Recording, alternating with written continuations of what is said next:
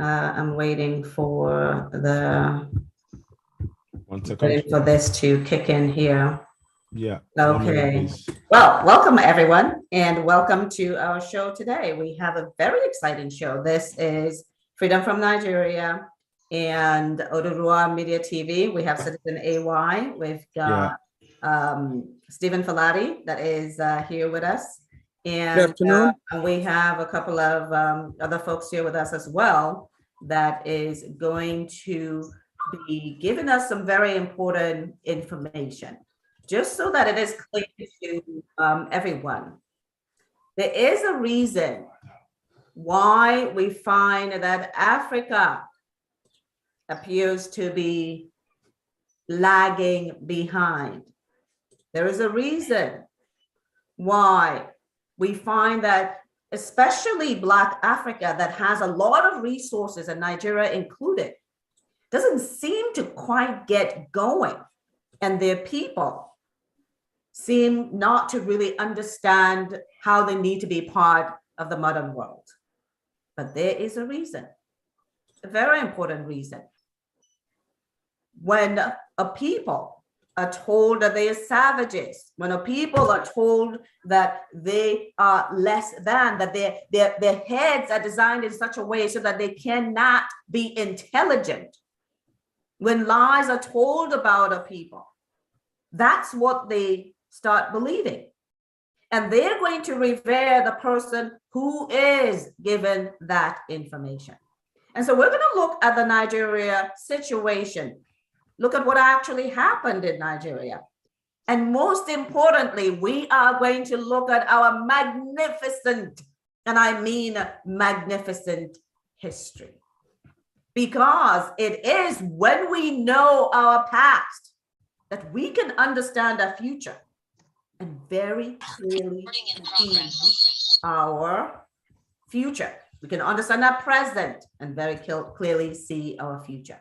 So I welcome Citizen AY here. We have Aita, who is from the Middle Belt. We've got Ogorako from the Southeast. We've got Papa Falati, and a couple of others that's going to be joining us today in this conversation. So welcome everyone. Citizen AY, let's talk about the Indigenous Nigerians and the apathy that we find not just in Nigeria, but what's going on around the world in Africa.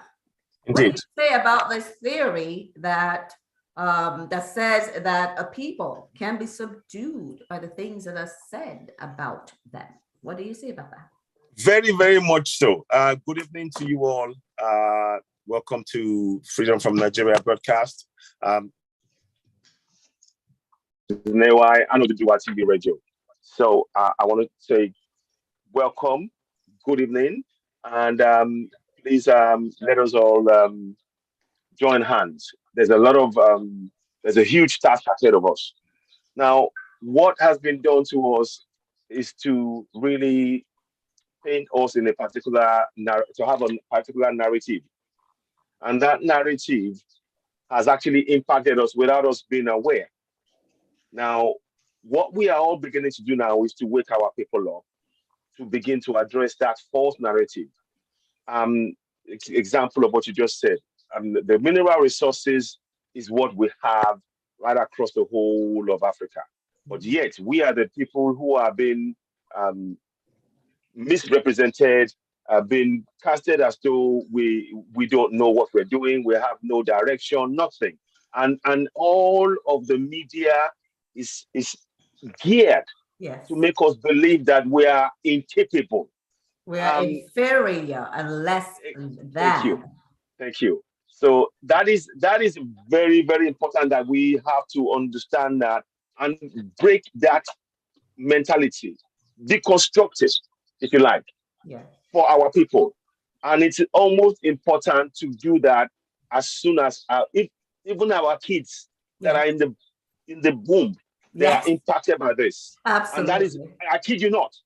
Absolutely. There is a psychology that's been done about this. Because of the environment that they're living in and how that has been influenced, by the time you are born, you are actually born believing this lie. Yes. That is how deep this thing is. Yes. So hopefully this evening we will go about Okay, trying Citizen to AY, make you people aware appear of to be this. frozen. So I'm going to go to Ogaraku. Ogaraku. Yeah,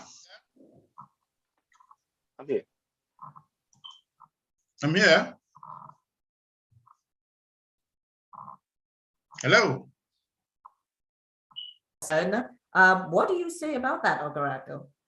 And feel free to use modern day examples to kind of describe, if that is real or not. And then we're going to talk to a couple of more people, and then we're going to take a look at a video that kind of talks a little bit about the syndrome, Stockholm syndrome, and other syndromes that hold the people hostage. Go ahead, Ogaraku. What are your thoughts? You see, we have a situation where people's opinion and feelings and reactions are not taken into considerations. And either because there is this intended idea or dream or plan to keep people down by using form of intimidations and forces. But I think everything has a limit. Every damn thing on earth has a limit and time limit. Indigenous people has the right to decide what authority and law that rules over them. And I think we've been doing this with a lot of caution, and that's simple. That's why it looks as if to say it's taking time. But people knew things are wrong, and they're fighting against it. If we have institutions that listens, including the judicial system, some of these institutions have been taken care of before now. So what we're trying to say is that the indigenous people have a right of say on how they are governed. And what we have today is not our decision. Thank you.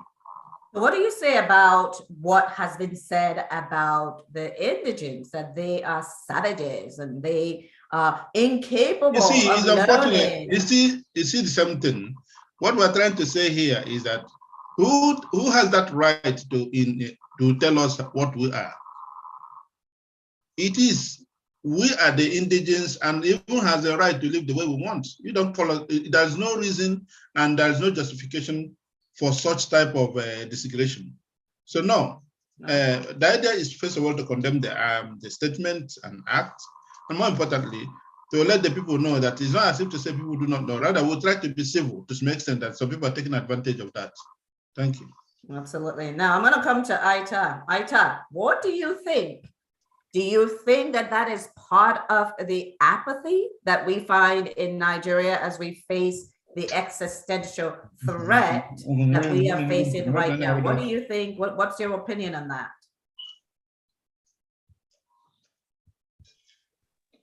Well, just like the brother said, you see, over the years we've been taken for granted. You see, our opinion has not been heard. There seems to underestimate and exploit. That's always the issue. Okay, Aita, we cannot hear you.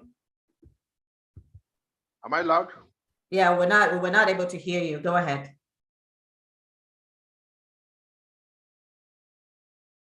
We're still not able to hear you. Hello? Okay. Yeah, we're still not able to hear you. That's what I'm saying, Aita. So I'm going to go over to Stephen Filati.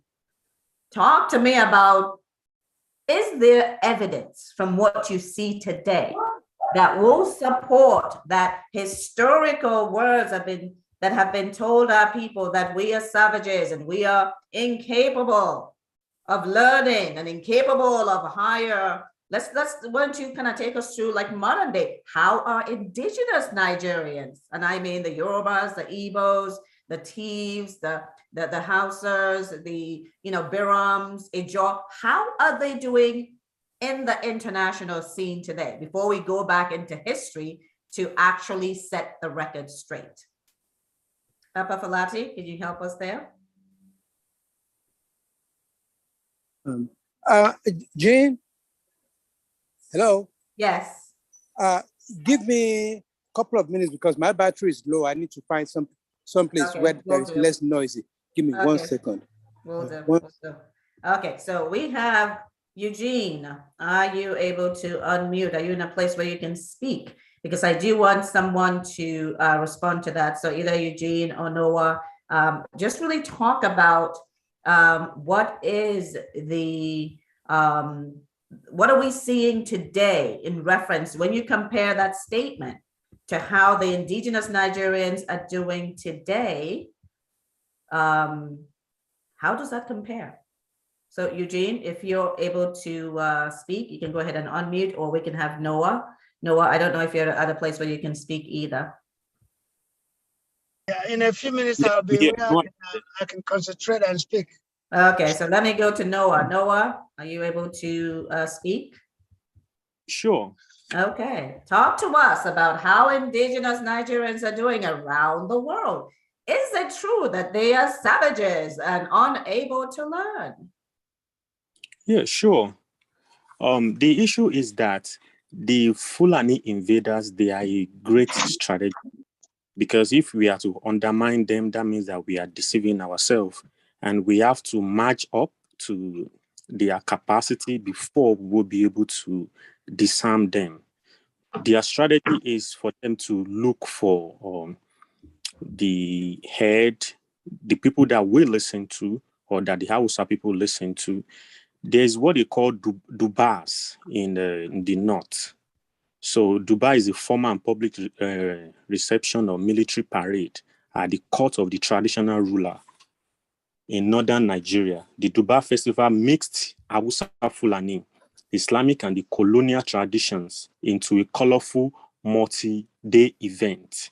You know, they mix it with the religion, they set up a emir. So in front of they will do it as a festival. Everybody will gather in a colorful dress in their horseback and wait for the emir to come. They make it so beautiful that you cannot resist them. So, and technically, that is during the British era. So, and they So mix Noah, it. how are indigenous Nigerians doing around the globe? We're asking, is there evidence that the indigenous Nigerians are savages and unable to learn? We want to talk about what we're seeing today and that historical statements that have been made for centuries about the people of color, and specifically about those that originate from Black Africa. Yeah, those that originate from Black Africa are doing well. Don't forget, most of the countries that we go to around the world, except Brazil, they are racist against Black that are originally there. But when we are early travelers from the early 1900s around the world, we go to places, I mean, from Nigeria, especially people from Oyo State, they travel a lot. And we have been breaking through slowly. Now we are into the government around the world, from Germany to UK. And now we are bringing back, yes, and US too. And now we are bringing back the glory back home. The light is shining. Now Yoruba, Igbo are being studied in university, especially in University of New York. I know that for sure. Professor Wole Soyinka also used to teach the language we are exploiting, and our tradition are even being practiced around the world, including the Spanish-speaking country. So we have been established and we have the image down there, and that is why they can now resist whatever we say. And how many years have we started the pronunciation now that they are talking about revisiting the 99 Constitution? Those are the effect, and it's a great effect. The UN is hearing us. So very soon we'll be applying for G8. We will be among the top countries, ethnic, that will be speaking in the world, you know? So that's it. They don't have choice. Our own is to make sure that the foundation that we built, the people that are our vocal, which is the media, we should continue to train and to retrain them. So, because at the end of the day, everybody acts as an artist at the stage, but behind the scene is where we perfect things to make sure.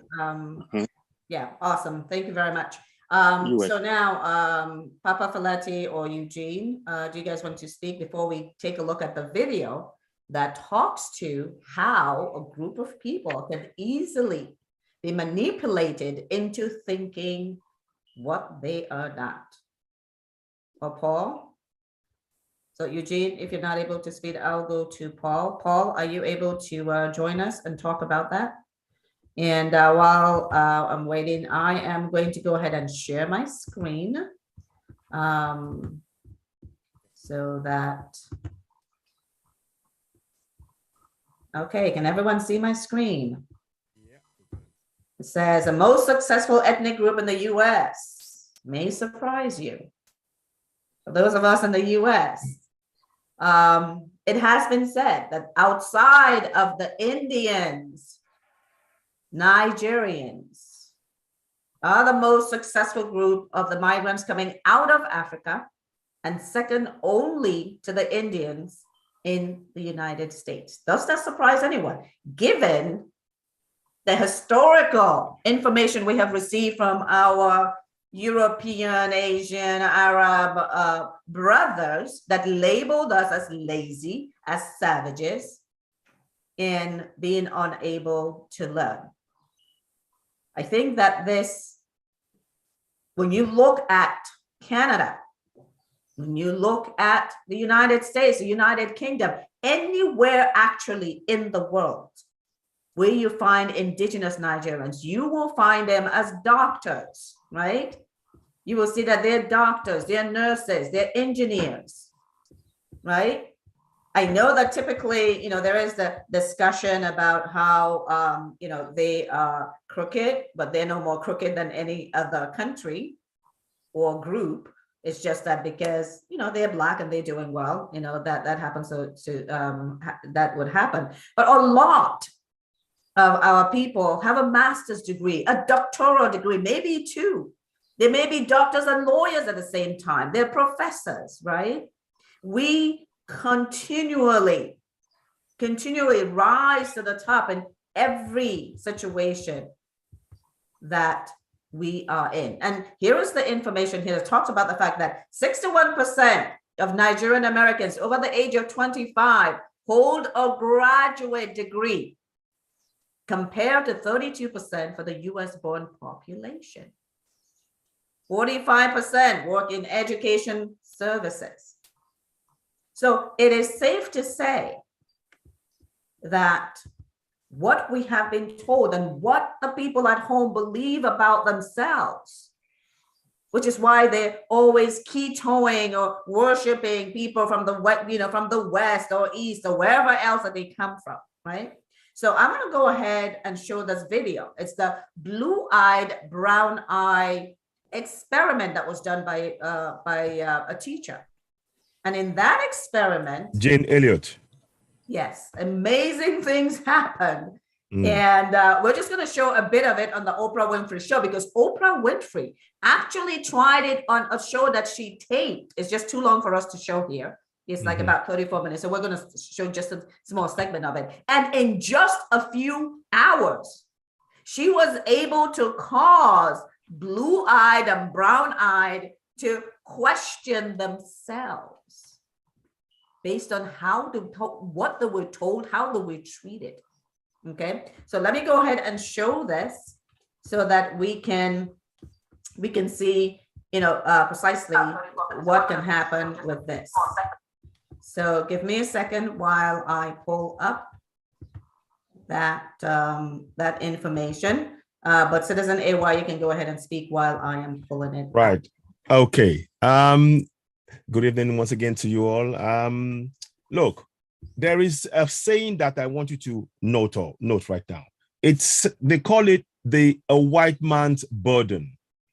I'm sure you'll have heard that. It's called a white man's burden. Is that the same as a privilege? Thank you. That is what they are trying. That is exactly. You've hit the nail on the head. Same now, as what the they've Fulani done, privilege in Nigeria. Fantastic. Now, when you hear the word white man's burden, they are saying that in view of Africans and those of us principally in Africa and the resource endowed places, and they say, oh, they don't know anything. It's our burden to help them. That's the narrative. Now, that narrative does two things. It does two things. Number one, to their home audience, it hides all of the atrocities that they're doing. It hides it because the people are now saying, oh, they're going out of their way to go and help those poor people in Africa. Yeah. Oh, they're doing such a great job. So that's one. Number two, now, us Africans, they're now told, we're now made to believe that same lie. And that is what is going on. So anytime you hear words like, oh, we're giving aid, or we're doing, we're trying to make the lives of Africans better, what they're actually doing is dangling, you know when they come and give you water in your village. Continuing the lie. So, exactly, they're continuing that lie. So as they're giving with one hand, they're taking tons and tons and tons of your resources and everything that belongs to you out. Absolutely. So there is that. I want everybody to please remember that word. It's called white man's burden. When you hear that, you know that that's the game that's been played. It's been played since the time they came to Africa, and it's still being played now. They are trying to find another way to bring all of this on. The constant attempt to portray Africans and Africa in a negative light is the only way they can find a way to exploit us. And it is up to us now to confront this. Now, let me tell you something. They keep telling you, oh, racism. They don't make any connection between racism and the financial impact of their actions. But what they use, racism is in fact the foundation that allows them to extract our resources and benefit from it. Yeah. That is why we need to wake up. This is on us now. We are the ones on the watch now, our generation. And I'm glad that many of us are beginning to wake up.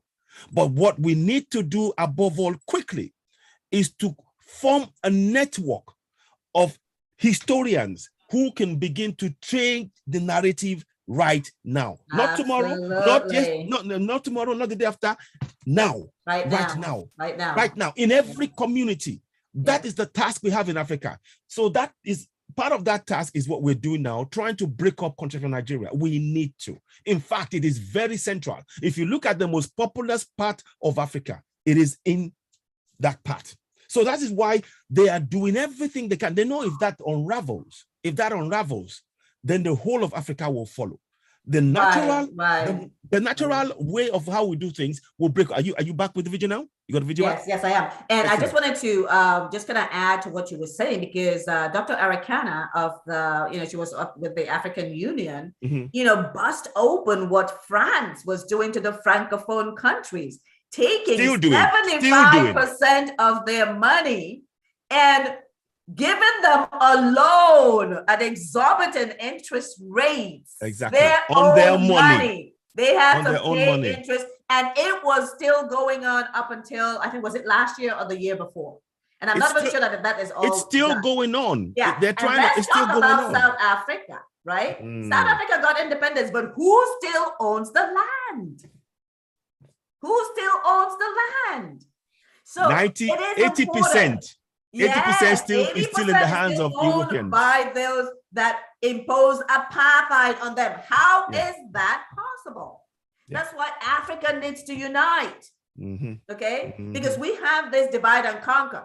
Okay, let's allow corruption. Let's say that it's corruption, and yet we allow it. We take in the money from the corrupt people. We use it in our land. How much money from prior leaders in Nigeria is sitting in Switzerland that we know nothing about, that they are using to make money on, and we know nothing about it. Exactly. So we need to wake up. So let us talk about, I'm going to go start that video. And when we come back, we will get some people to join in. But I want us to look at that video so that we can see how this can happen so easily. And then we're going to look at our history, our magnificent history, because that is so important for us to know. We started today with what is going on today, what has been said to us, and what the impact is. But we want to go back to before Christ. We are going to go back to before Christ so that we can see who we are in the past, so we can understand what's happening to us in the present, so we can definitely know what we need to do for our future. So hold on, let me share this, and then we will talk about our magnificent history. Indeed. So this is the Oprah Winfrey. Racist beliefs, even though they may not want to admit it. That's what she says. Jane Elliott says it's possible, though, to recondition racist beliefs. Jane is a former teacher and nationally recognized expert on race relations. And I don't know, many years ago, when we were still a local talk show here in Chicago, Jane was on the show, and we did, those of you in Chicago might know this, those of you watching Chicago, we did an experiment with Jane that she's done this for many, many years. She's done it for corporations and universities across the country. It's the blue-eyed, brown-eyed experience, or blue-eyed, green-eyed experiment, where you have explain the experiment, Jane, please. You separate groups according to eye color, and you place those who have the wrong color eyes in the position in which we place minority group members and women in this society, and gays, and people with disabilities. And most of the people that I work with are white, so-called adult males. And those blue-eyed white males, when they are placed in a situation in which they are treated the way women and people of color are treated in this country, react exactly the way women and people of color react in this country. They get angry. Angry. I have been threatened with death numerous times. I've been hit by a white male during this exercise. I've had a knife pulled on me. And these are all white males who say they wouldn't have a problem if it happened to them. And they can't understand Los Angeles because they don't know why those people are so angry. Last winter, we were invited to a card party in the town in which I live. And in 1968, I did this exercise in a very informal way with a group of Rotarians in that same town.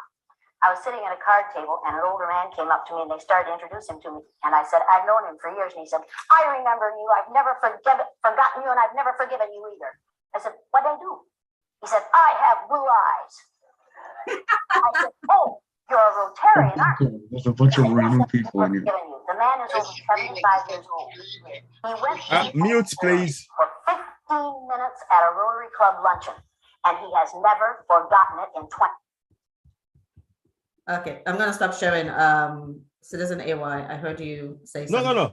No. Sorry, somebody was calling. Somebody was talking there. So I wanted I wanted us to continue what you were saying. So carry on, please. Okay. Somebody was talking. Carry on, please. Okay. Yeah, because this is important for us to understand, because this is what we have been subjected to. Okay, this is what we've been subjected to. 24 years, he is still angry. You tell me about anger.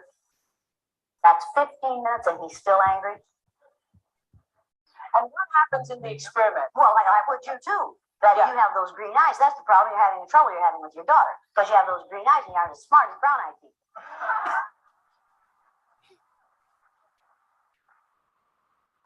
Wow. We can't hear it at a minute. Oh, okay, it's fine. You think he's a little angry? That's that. White folks are really super sensitive. What'd you say, Ron? What'd you say?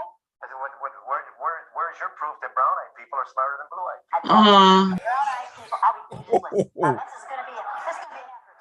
That's going to be an effort for you because you aren't accustomed to listening. White males are accustomed to telling things. They're accustomed to listening. Now,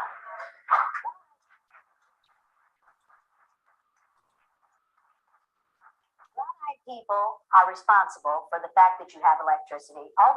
Many of the components for generating and transmitting electricity were invented by brown-eyed people. Brown-eyed people gave us our alphabet. Brown-eyed people gave us our numeration system. Brown-eyed people gave us the paper on which letters to me that tell me that brown-eyed people are inferior. When you go home, you people do not pray for me, particularly you. Don't you pray for me. I don't have to worry about that. All of a sudden, you end up praying for me. Now, brown-eyed people are the ones who originated or who founded every major religion on this earth. No white people have ever founded a major religion. Now you need to realize the contributions that have been made to society, to civilization, by brown-eyed people, by people of color. I'm talking about people of color here, folks. And most of us are not aware of those things because we live in a racist society and because we are educated by a racist school system that only teaches us about white people. And that's a fact. And if you don't like it, I'm sorry, but that's the way it is. If we would start telling the truth in schools, we would not have racism. We could cure racism in this country. Somebody said, I heard somebody.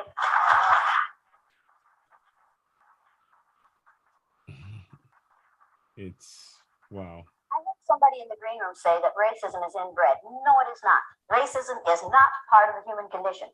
Racism is a learned response. You have to be taught to be a racist. You are not born racist. You are born into a racist society. Anything else, if you can learn it, you can unlearn it. But people like this choose not to unlearn it because they're afraid they will lose power if they share it with other people. We are afraid of sharing power. That's what it's all about. That's the reason men won't share power with women because they are afraid they will lose power. People, if we would share power, we would empower many people so that we would all be more powerful. Well, this is know whether that's prejudice or not because he doesn't want to. I don't know if it is. I mean, is that really prejudice? Is that racism? Of course it is. Of course it's racism. In your If point you were, hey, in the point of view of most people who understand anything about racism, if you were born, raised, and educated in the United States of America, if you weren't a racist, you'd be a miracle. You all look like a miracle to me. Other countries don't have racism. Countries do have racism. Absolutely, other countries have America racism. this, America that. We're born in a racist society. That's fine and dandy, but what I'm getting from you is that we're the only ones that are racist. Did I say that? But that's the impression I'm getting from you. You choose to get that impression from me. Not everyone is getting that impression from me. You do because you want to. So that's a choice you're making. You're making an assumption that will defend your position. It's an indefensible position. You're not the person that says because white people like chocolate and chocolate milk, they want to be black, are you? I think you said that. You didn't hear that from me. Did you hear me say that? Somebody's mean again. What we're dealing here with is mental illness. Racism is mental illness.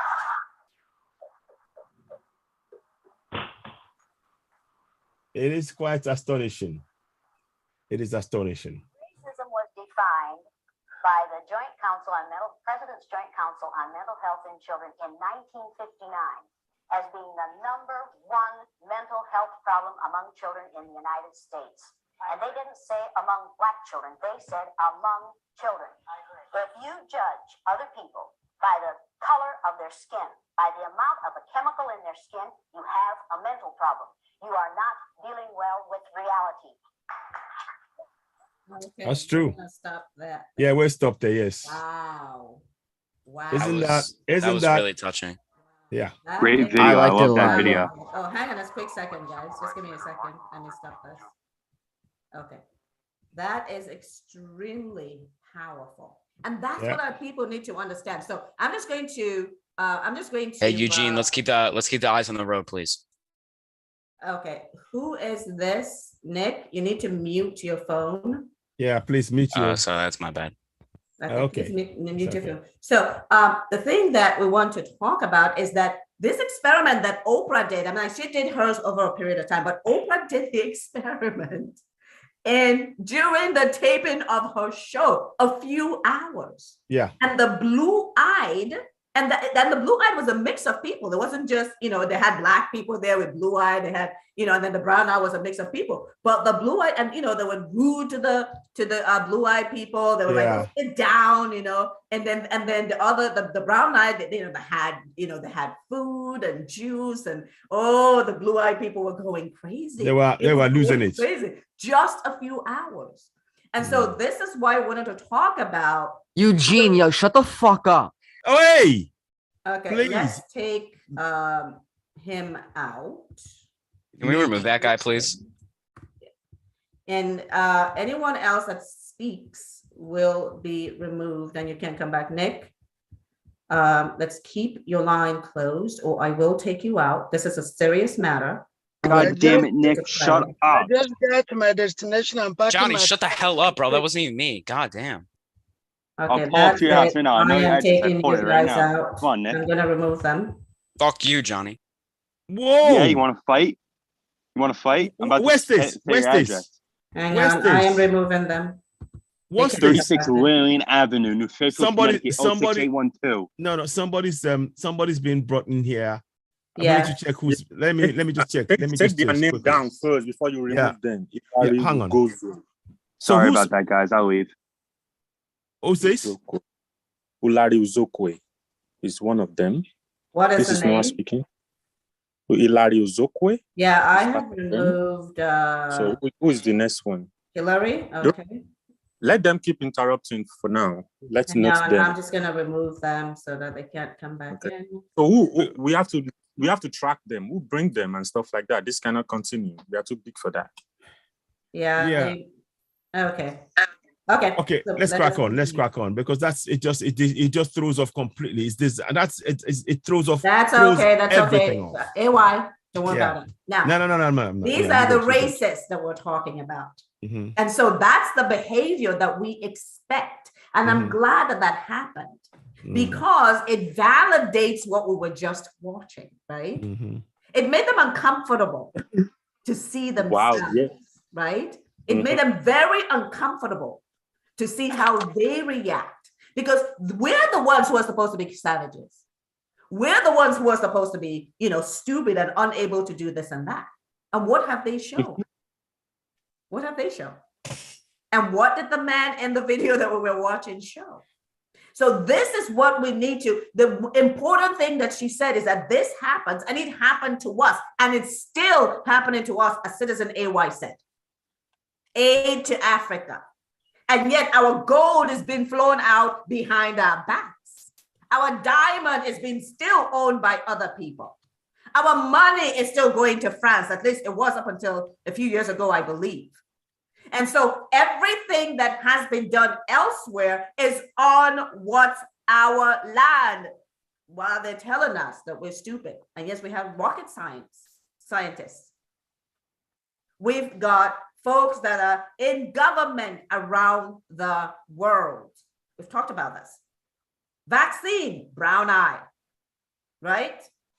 If we go down the things that the brown eye people, meaning us, the brown skinned people did in this world that was attributed to their slave masters, it will shock our people, but our people need to hear that. So I'm gonna have Asoparu go ahead and speak, and then we're going to look at our magnificent history. Okay, so guys, those that are co-hosts, if you hear anyone that been disrespectful, We will just you take them need out to straight away. Take them out. Okay. So please mute your line who's that just came in. Please mute your line. You are only allowed to be unmuted when you speak. Thank you. Okay. Hi, go ahead. Good afternoon, everybody. This How are you? Dr. Okembo here speaking. What I wanted to comment on maybe has been overtaken. I wanted to go ahead. I wanted to caution that what we have, Nigerians we have in the US, in UK, in whatever country, are the cream of the crop. They are not the average Nigerians. And I'm not saying it to make us I'm feel sorry. That's or not better. true. Huh? That is not true. Okay, go check it out. Let me actually let me tell you what the fact is. Let me tell you. Allow me to tell you what the fact is. Okay. A lot of the people that are here in the United States come from schools in Nigeria that are not any known schools. And when they come here, let me finish, please. Let me finish, please. I allowed you to speak. When they come here, they excel. They excel in America, which is why 61% have postgraduate degrees. And you can take anyone from Nigeria and look around the world. They might have been wheelbarrow drivers. They might have been orphans. When they come out of Nigeria into a system where they have opportunities, they excel. That is the news about Nigerians from around the globe. So thank you very much for your contribution, but that is not supported by facts. But you didn't allow me to finish my comments, though. Okay, I'll let you go ahead, but I do not want to denigrate our people when we are wanting to give them the truth. Okay, so if you want to provide the truth, that's fine. But if you are denigrating our people, then no, this is not the show for you. You need to go on. No. Okay, go ahead. I am not denigrating people at all. Go ahead. Yeah, I just want us to put perspective and context to what we are seeing. I was not saying Nigerians in Nigeria don't have the brain.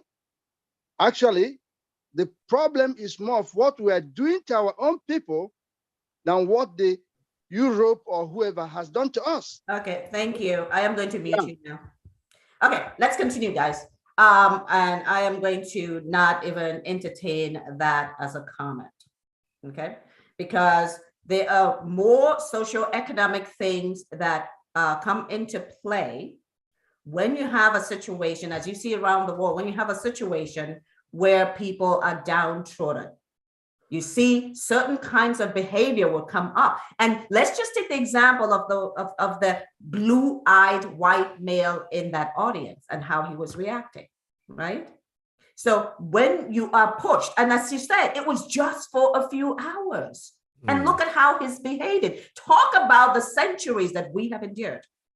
The centuries.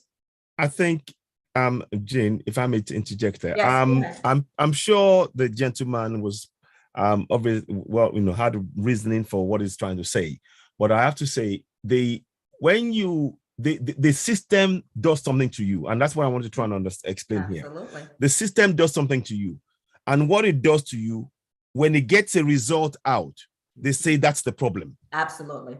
And that is what we have to understand. Absolutely. The system has conditioned you in a particular way. Right. When you now react according to what is expected based on what you've been treated, they say that is the problem, that you have that problem, without associating the fact that the conditions in which you are put in created that problem. Absolutely. The conditions. Absolutely. And you remember, Citizen AY, she talked about this guy, he's 75. It's been years. And he is still angry at her. Yeah. Yeah. Wow. I have to compliment what Citizen AY said, because when he's there, we are here. Okay, guys, let's now move on. We want to talk about, we're going to talk about a magnificent history, right? That's what we want to talk about. Let's talk about the things of who we truly are. I don't know who Robin is, but that looks like trouble to me. Robin looks like he's going to be trouble. Let's keep an eye. Because so I'll be watching. I'm not letting him in, actually. So obviously, but it's a good thing that our message is getting far and wide, right? That they want to come and disrupt the truth being told, because this is obviously an important thing for us to talk about, right? That is. In fact, we that many people. Magnificent history. We have always been great, right? And the reason why it went on for so long is that the archaeological research was being done in other places, but not in Africa, to be able to give us concrete evidence about who we are. And now that they've had the excavations, and we had that was pioneered by Charles Thurston Shaw, he saw that there was a long history of human settlement in Nigeria. So as early as 6,000 BC, that is impressive. 6,000 BC. I can do better than that. I saw 8,000, Jane. I saw 8,000. Well, go ahead, guys. All this is proven is that. But the most important thing, let's talk about this. The excavation at Igbo Ukwu revealed 9th century indigenous culture that created highly sophisticated work in bronze metal working. Independent, that is without Arab or European influence, and centuries before other sites that were better known at the time of discovery. That is unbelievable. Yeah. That is our ancestry. These people of savages, small brain, unable to do blah, blah, blah. Yeah. Did metalworking, bronze working before, centuries before. Yeah. Right? So this is what we want to talk about. So I'm just going to share my screen with what's on. I'm going to let everyone pitch in. Ogaraku, you can go ahead and pitch in about the Igbo culture, and Eta, you can talk about the Middle Belt, and then we've got folks here that will talk about the Yoruba, etc. Because this is important for us to understand who we are, that we were doing things in some cases centuries before those who came and told us that we were incapable, that we were inferior. And so we need to go, as Citizen AY said, we need to go on this campaign of undoing all this negativity. Yeah. And undoing all this belittling that has happened to people of color. We have to go and undo it. So Ogaraku, I'll come to you. What are your thoughts about the fact that we were metalworking BC, 9th century, without influence? What are your thoughts on that? Igbos are in a description by Lord Lugard is a people. In fact, when he described the different tribes in Nigeria, he described them as people who are creative and inquisitive. And when sometimes he narrates people and then give them the plaque why they will not be what they should not be, unfortunately, and they keep doing that. Igbos are people who, for a very long time, has what is called natural administrative policies. What does that mean? In Igbo culture, they have what they call the democratic process, natural democratic process. In Igbo, the idea of even chieftaincy is a foreign imposed, what we call Eze today. It's called warrant chief. It's never that of a culture.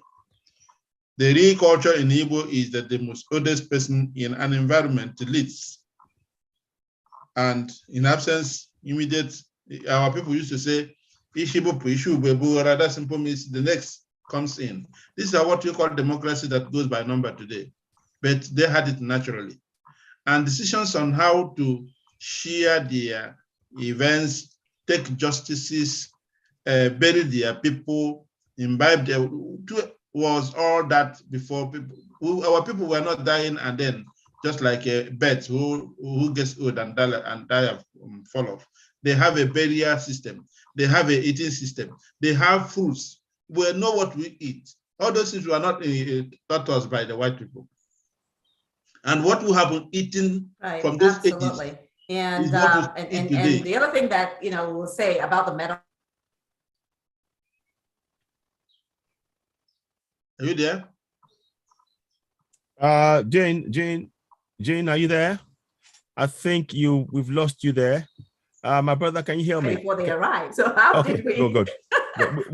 How did we have? And I'm going to pull up the intricate things that they were talking about. Citizen Airway, go ahead. Ogaraku, I came in because you were frozen. So just okay. No, we could hear you. Bola. Yeah.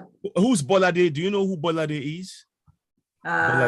Well, let's admit them and we can always take them out. So so we have a few people who are co-hosts, so they could always take somebody out. Okay. Yeah, go, my brother Ogaraku, go ahead, please. Sorry, I can you hear us? Ogaraku, can you hear us? Yes. So what am I saying? And then before now, Igbos has what is called the 4 market days, which is what you call weeks today. It is called Eke Oria for Unko. And it is in this 4 market days means it is the days they. Hello, yes, I am Bolade. I'm from Manchester. I just saw it now. I decided to come on. Okay, thank you. Okay, thank you very are much. welcome, and you can join in the conversation. You would just raise your hands, and then you can join in the conversation. For now, I'm going to mute you, and then we'll call on you. I can hear you. Welcome. I can hear you. Okay, you are welcome. Yeah, we'll call you to make some comments because we have someone that's speaking right now. Thank you. Thank you. Okay, go ahead, Amaraku. We had what is called the 4 market days, the 4 market days and the 8 market days. And each of these days has a significant thing in the culture of Igbo people. There are days that are for burial, there are days are for celebration, there are days that certain evil things shouldn't happen. They had what is called the evil forest where evil things are kept. That means they had even the process of justices, and then things can be modernized. But what I'm trying to say, these are institutions that are on their own, long even before the founding of America, long even before what is called Europe comes to be today, that have not existed. They had their language, they have their coverage. So it's an institution that naturally grew and existed and could have done well if allowed to grow. Unfortunately, they came in and then turned everything we have against us. First of all, they said our God is a wooden God. While if we go to the churches today, all the crosses and all this is are made from the wood. I don't know why our own was a wooden God and theirs was, I don't know what is it. Is it a colored wood? Let's not get into religion.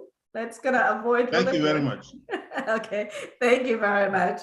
Okay, so Citizen AY, I think you wanted to say something. You can go ahead. Again, we're just talking about our history, which is important because we need to know our history so we can know the lies that have been told about us. Indeed. Okay, so I'm just going to pull up. This is the NOT culture here. Yeah.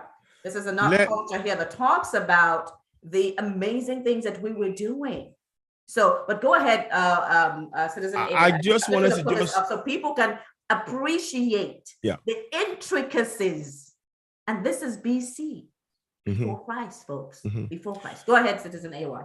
Please, I want us all as Africans to know something. The pillaging of our artifacts of such prized works that you're seeing, you will find them in museums in guess where?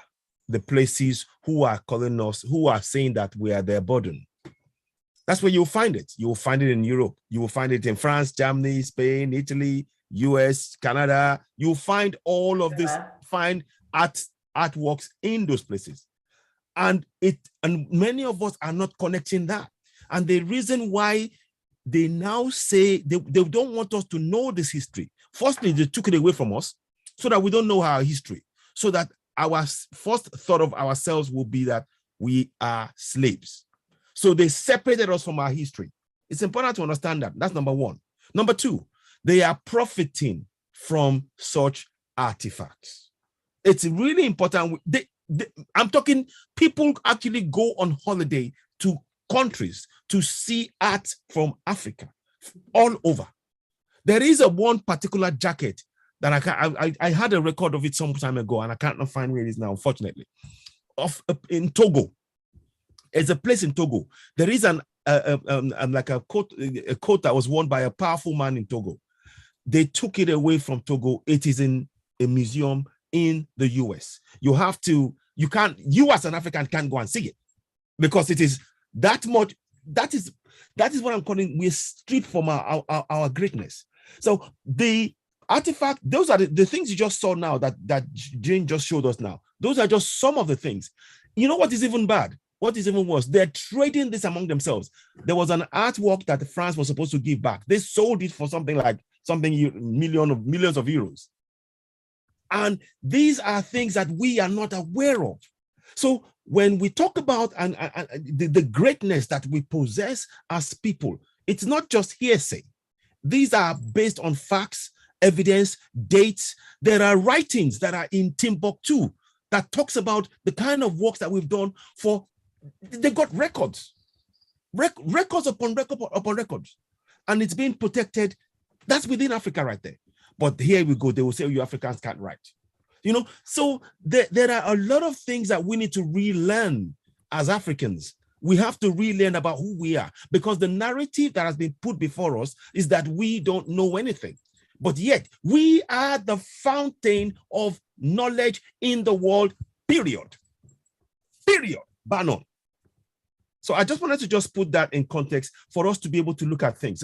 Please put up those and the picture, the slide up again to show those things, just to wake us up. So I mean, I'll just add. The other thing I wanted to add is that they will be smelting iron in Africa. I've got videos which I'm going to show that actually brings how we smelt iron for eons. Yes. Before they concepted this idea. There's a video about this, but many of us are not connecting that. It's time we woke up.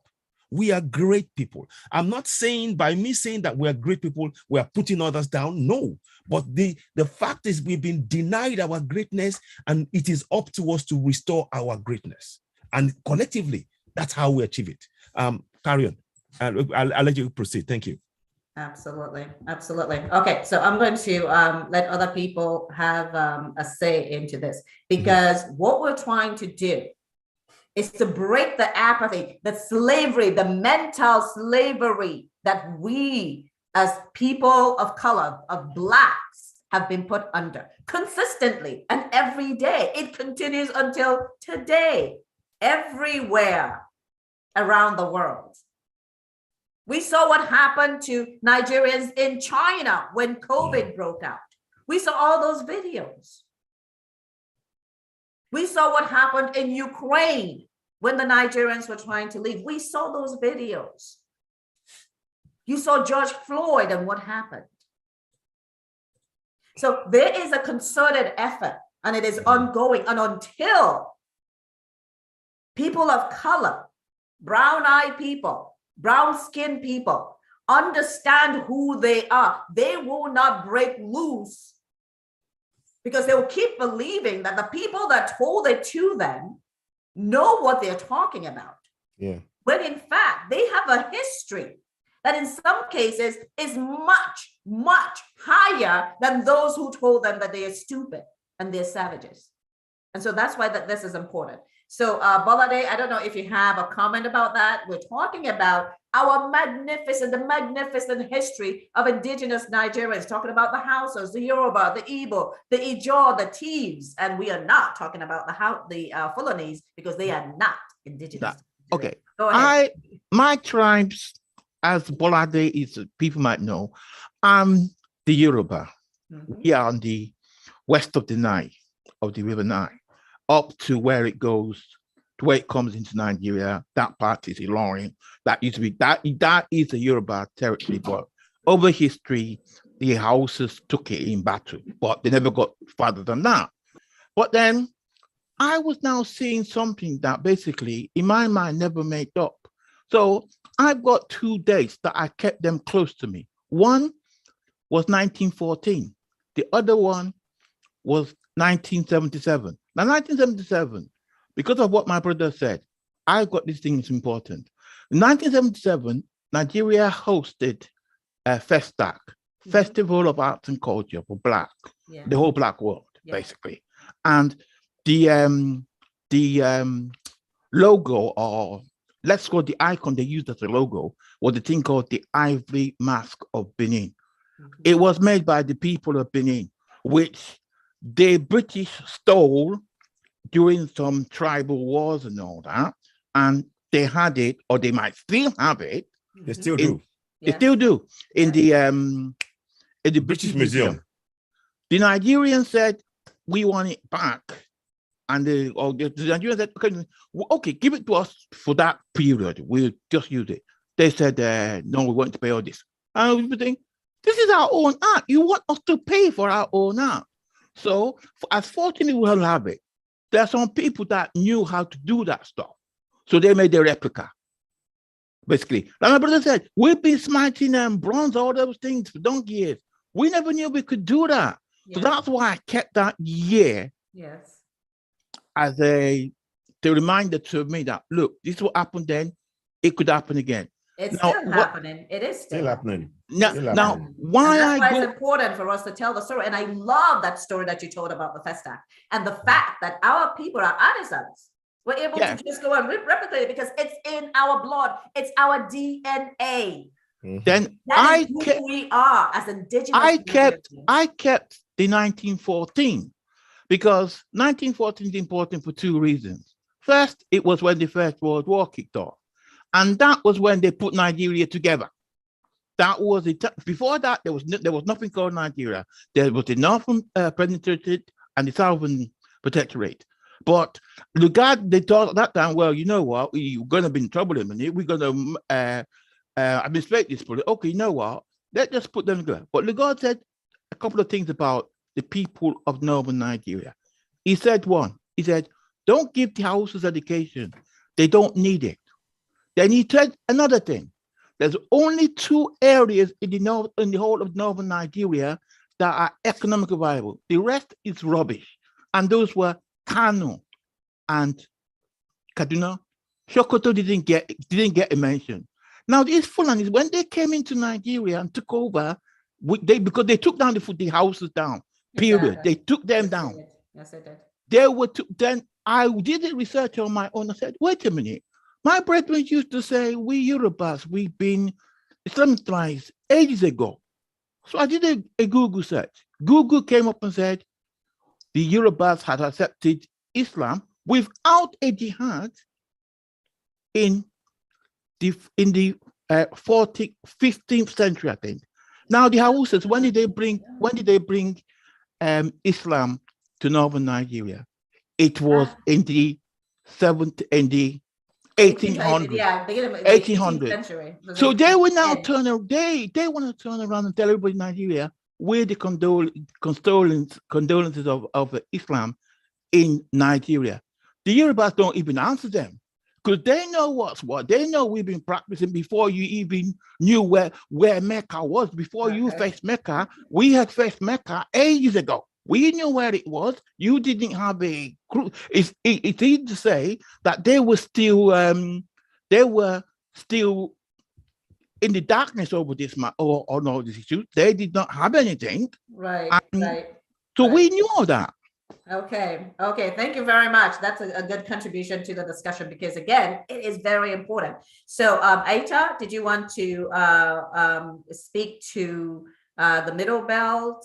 Or as to the history, and we're going to talk about this too because I do have we're going to talk about the Fulanis when they came to Nigeria, what they did, because right now they're acting as if they conquered all of Nigeria, and Osman Danfodio, their grandfather, bequeathed them Nigeria.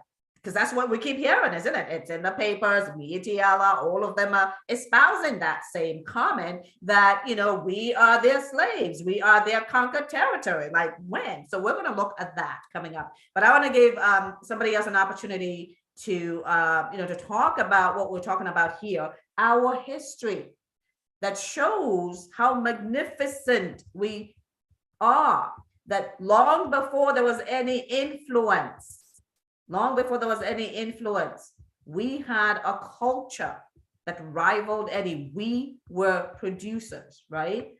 So, here we look at the Nok culture and the early Iron Age. And what was so fascinating about this is that it was so intricate, meaning that we also had the instruments to be able to make this delicate figures. These have so much detail, which meant we are also produced the type of materials to make that happen. So I don't see any hands. I'm going to go on and talk about this next one here. In 1987, in Yoruba State, they found the Defuna canoe. And this is, again, this is in Yoruba State. And it dated back to, it said it was 8,500 to 8,000 years old. 8,500 to 8,000 years old. It is the oldest boat discovered in Africa and the second oldest known worldwide.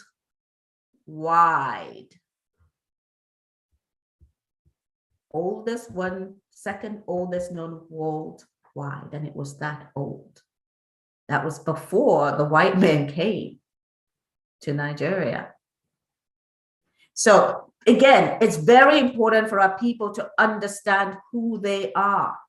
We are innovators on our own without influence. We're innovators today. We learn. You know, we looked at the fact that the Nigerians, and I'm going to focus on Nigerians, are the second, when you look at income earning in the United States, Nigerians are on top, on the average, only behind the Indians. That is an accomplishment. And around the world, we see Nigerians where they are accomplishing amazing things in the field of medicine, in the engineering world, in the technology world. And we're going to have a program in a couple of weeks where we focus on those outliers and also focus on just the general, because there was a gentleman that wanted to tell us that all the people in the United States are the cream of the crop. And apparently he doesn't know the people in the United States. He doesn't know the caliber of the people. These are not the children of big men. These are not the children of men of means that came to America. Okay, so I really didn't want him to continue in that line because it really is not factual and it really does not represent what's going on. And then he was wanting to make a comment that we're doing worse to ourselves. And, you know, there are lots of factors that go into the way that people behave, as Citizen AY said, and even as what we watched in the video, right? So let's talk about the fact that we were way ahead of lots of older civilizations across the board, whether you're in the Hausa space or in the Ijaw space or the Middle Belt space or in the Southwest or the South. When the excavations that have come out show us at the top of the food chain, we are not slaves. We never We were. are innovators. Yeah.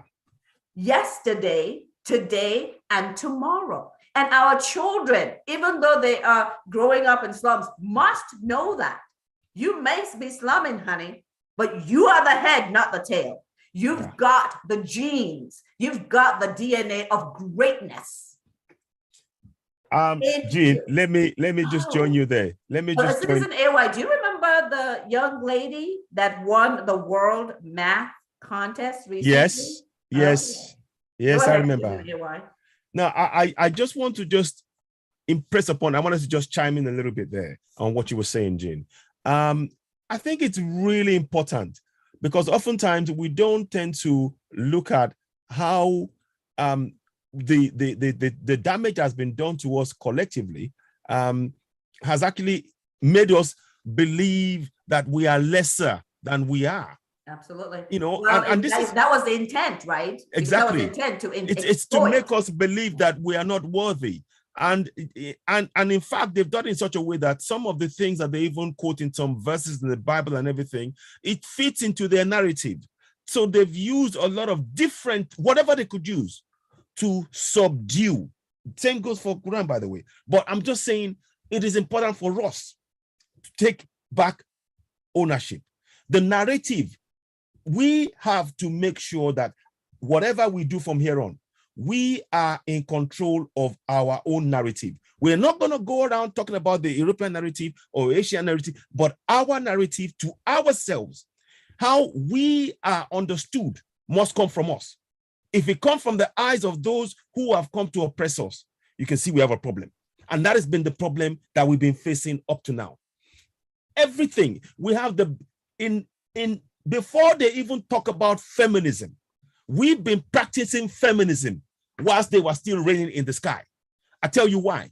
When in the kingdom of your kingdom, The kings and the chiefs will sit down. The Iyalojas was as important in the discussions in our own governance. So we had a governance in place. We had feminism, representation for women in our, in our system. And this is something that, and then there's, we brought feminism. What did you bring? This is something that we do every day. This is part of who we are. So these are the kind of histories that we have to retell to our people in our own, from our own perspective. Our perspective has been scrubbed out. And we've been given an impression that we buy into the perspective, this Europeanized perspective. Look, a lot of what has been done to us is something that I wanted to. I'm doing like a PDF right now that I'm going to finish up, and I'm just going to mention one word. There's one word that I want you to be aware of. It's called quotidian, and what quotidian means is routine.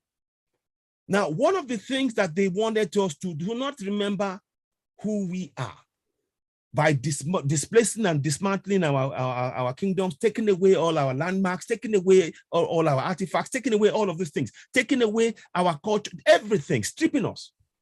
They now put routines in our way, whatever you may want to call that. Routines that they designed for us that we now replicate. We've been replicating it now for 200 years plus. It is time for us now to begin to break that up. It is time.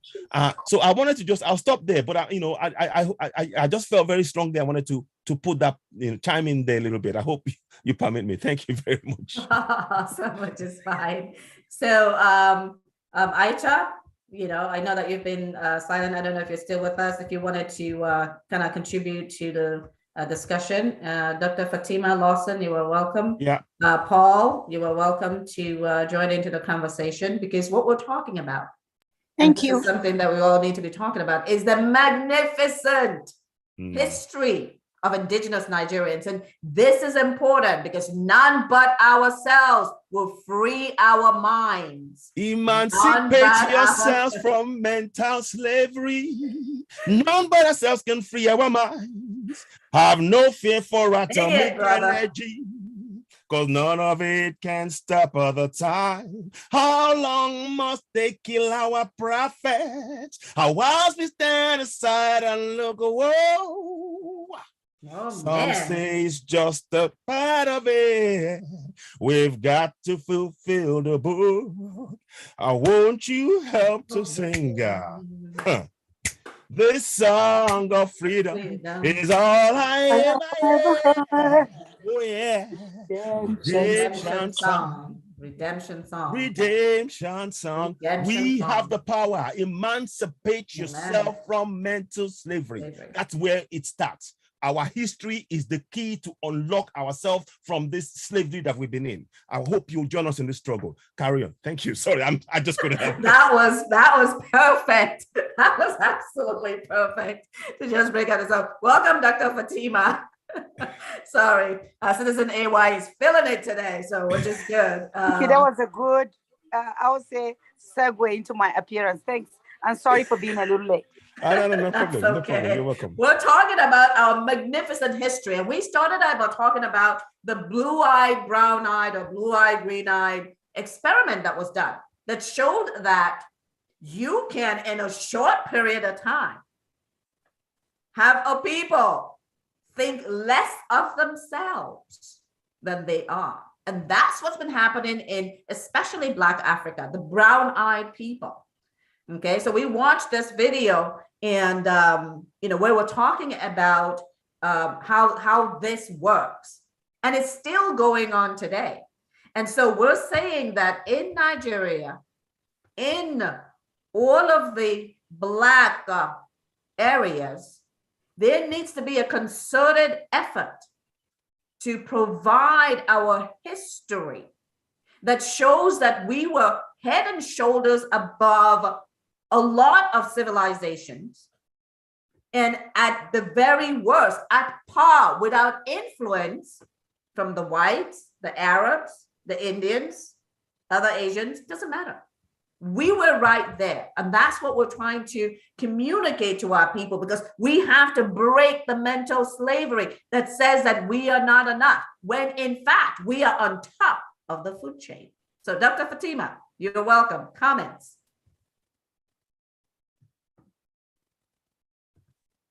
Dr. Fatima, you can unmute yourself again. Sure.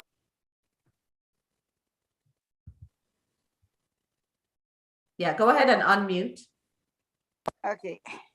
Yes, I am a Muslim, but I was very curious about the freedom from Nigeria movement, and I like what I hear, and I'm a uniter, not a divider. And I believe that we're all God's children, and definitely, you know, movements like this would also help to enlighten some of us who may be misinformed. So thank you. Okay, awesome. And let me be very clear. What's going on in Nigeria is not a Christian versus Muslim situation.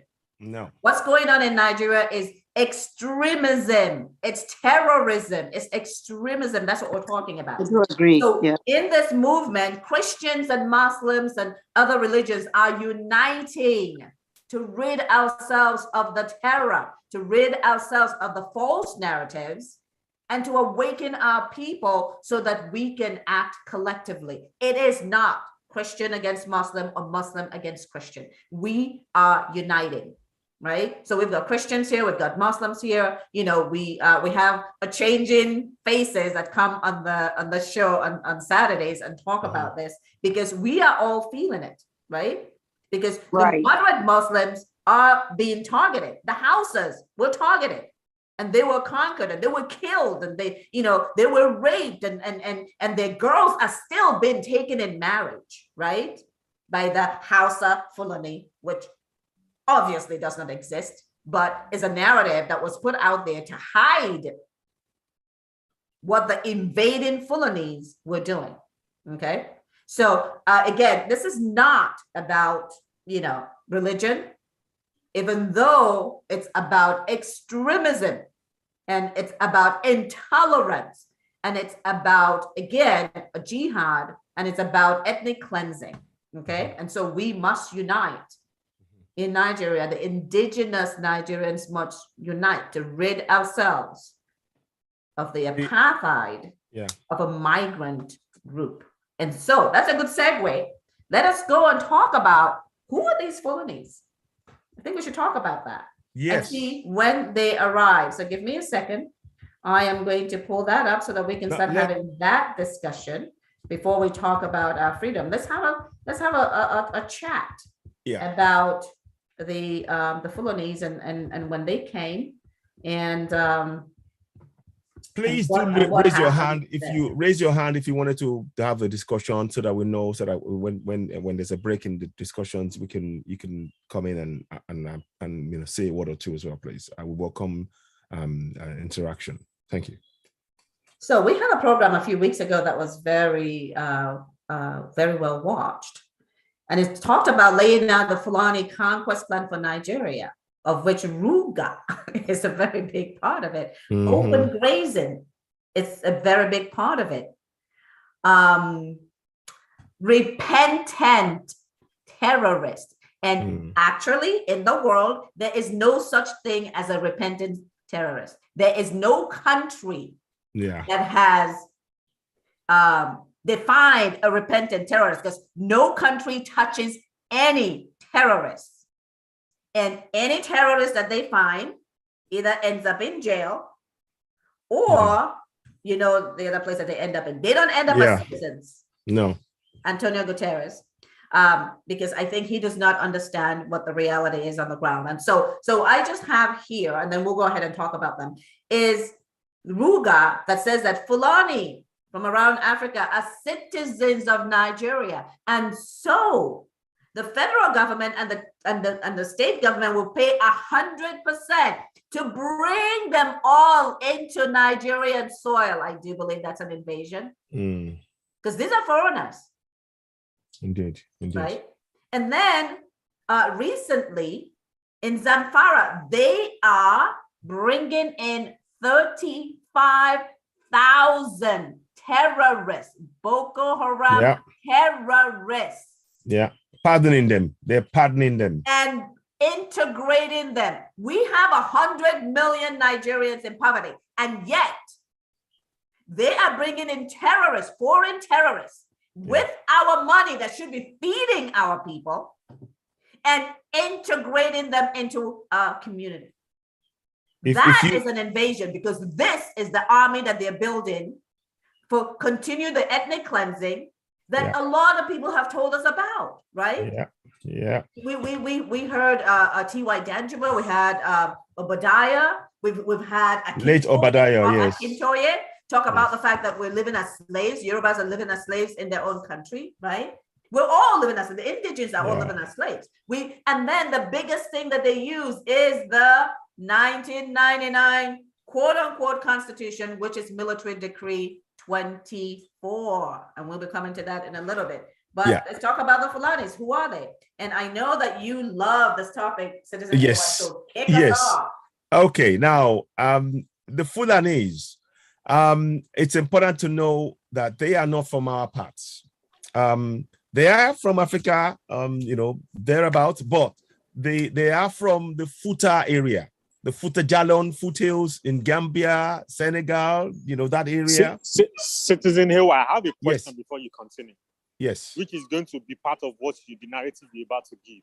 Being an state elder, my question is this: is it our problem in Africa to be invading each other's land, killing each other, and because we win the war, we write the story? Is it our problem, or is it part of the problem the colonial people brought?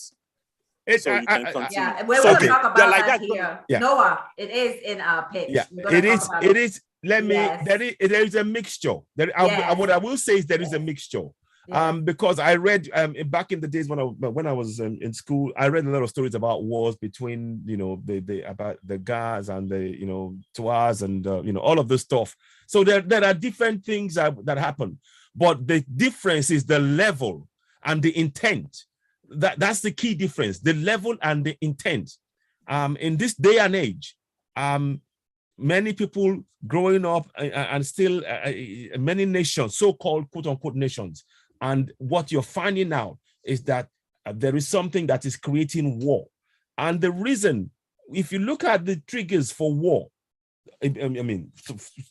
disruption or genocide in Africa, it centers around areas where there are mineral resources. Once you understand that, then there are levers being pulled by unseen hands to create that situation, because it is from that situation they can extract our resources. So this entire, in the old days, exploit. I meant exploit. Yeah, extract it and for their own benefit to our cost. Exploit. So there is that answer is two part. Of course there are, many kingdoms were fought over, but the difference, and in fact, in the olden days, when they made people slaves, they became part of the family. They were treated with respect. We weren't put in chains. None of that stuff. That was something that came in with this colonial era kind of thinking, in the way of use that and use it as a way to actually begin to get them to sell their own people to more. If you wanted a gun, if you wanted a die for your, all of these things. So there are subtle things that we need to understand. We need to understand that war is part of human history, but the kind of war or destruction, or let's call it genocide, because that's what is happening to entire Africa. That's what is happening across Africa, is creating. There is never a place where there is absolute peace. The only place I can point to right now is maybe Rwanda, and that is even under, that can change any minute. But there is, if you look at all over Africa, why is it that a continent that cannot make guns is full of guns, full of military hardware? Why? Have you thought about that? Why? There is a reason why. And they're putting it in the hands of the people, and then they're using different tactics and different things, causing conflicts, religion, whatever, to cause that. So I hope that answers the question on that part. Now, going back to the main issue here, the Fulanis, they come from Futa Jalon area, and Senegal, that area, Gambia, yes. So that's, Futa Jalon, Futatoro, Futa and Futa something else. Let me just see. I'll quickly just get that up. I want to just see. So and they migrate. There are people that basically they had their cows and looking for water and all of that. And that is okay. There's nothing wrong being in that way. There is nothing wrong with that. In fact, it is something to be celebrated given the right circumstances. But what has now happened is that when the Fula wars and all of that, where the Usman Dan Fodio now came and then took over Sokoto using religion.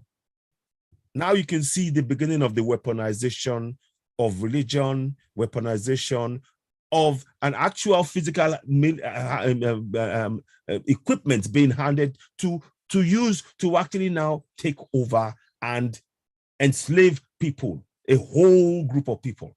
So yeah, exactly. Thank you very much. Thank you, Jane. So Futatoro, Futajalon.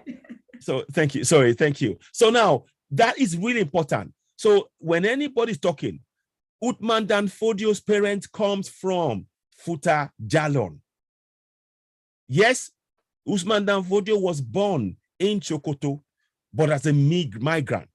But under the guise of saying that the people, the houses are unbelievers, they took over their land. They ran them over because they were peaceful. They went and targeted the emirs at the time, and they changed all of them. They killed them. And that is what they're trying. And they came as far as Iloni. When that happened, this has been a long planned thing that they've been doing since the 1700s. I think in 1809, if I'm correct, in 1809, he actually took over the whole of Sokoto, and then they sat in there, and they basically enslaved the Hausas in their own land. They became subservient to them. Remember, they are nomads, if you like. They were, they're herding their cows, and they went and they took this. They took over people's land. And that is what we need to understand. And that is still the process that they're still doing in 2022. They're still about taking over people's land. They don't have any concept of building and nurturing and watching an entire nation grow. Watch your people develop, have artisans and different things going on. There is about taking that land, taking the resources, and then enslaving those who are there. That's how they see things. But now here comes the mixing of minds between the Fulanis and, of course, the colonials. They have a meeting of minds. The Fulanis want the land, and they don't care. The colonials want the land because of the resources. Because the Fulani don't use resources. They don't. They just want the land because they know that if they get the land, they can get the money. That's all they're interested in. But the people that really want the resources are now using the Fulanis. So you can see that meeting of mind there. So we are right when we say to you that the Fulanis, they did try to come to Ilorin, and they were pushed back. And now you can see that the way they've drawn up the map, the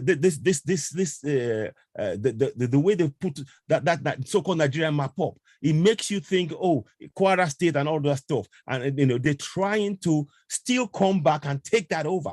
But as far as we are concerned as Yorubas, Kwara and Kogi are Yoruba. End of story. And that is what we are working on to as we speak. Just a bit of a side point to make here. Before you stop, I will ask you another question. You must not go. Jane, allow her. Yes. Okay.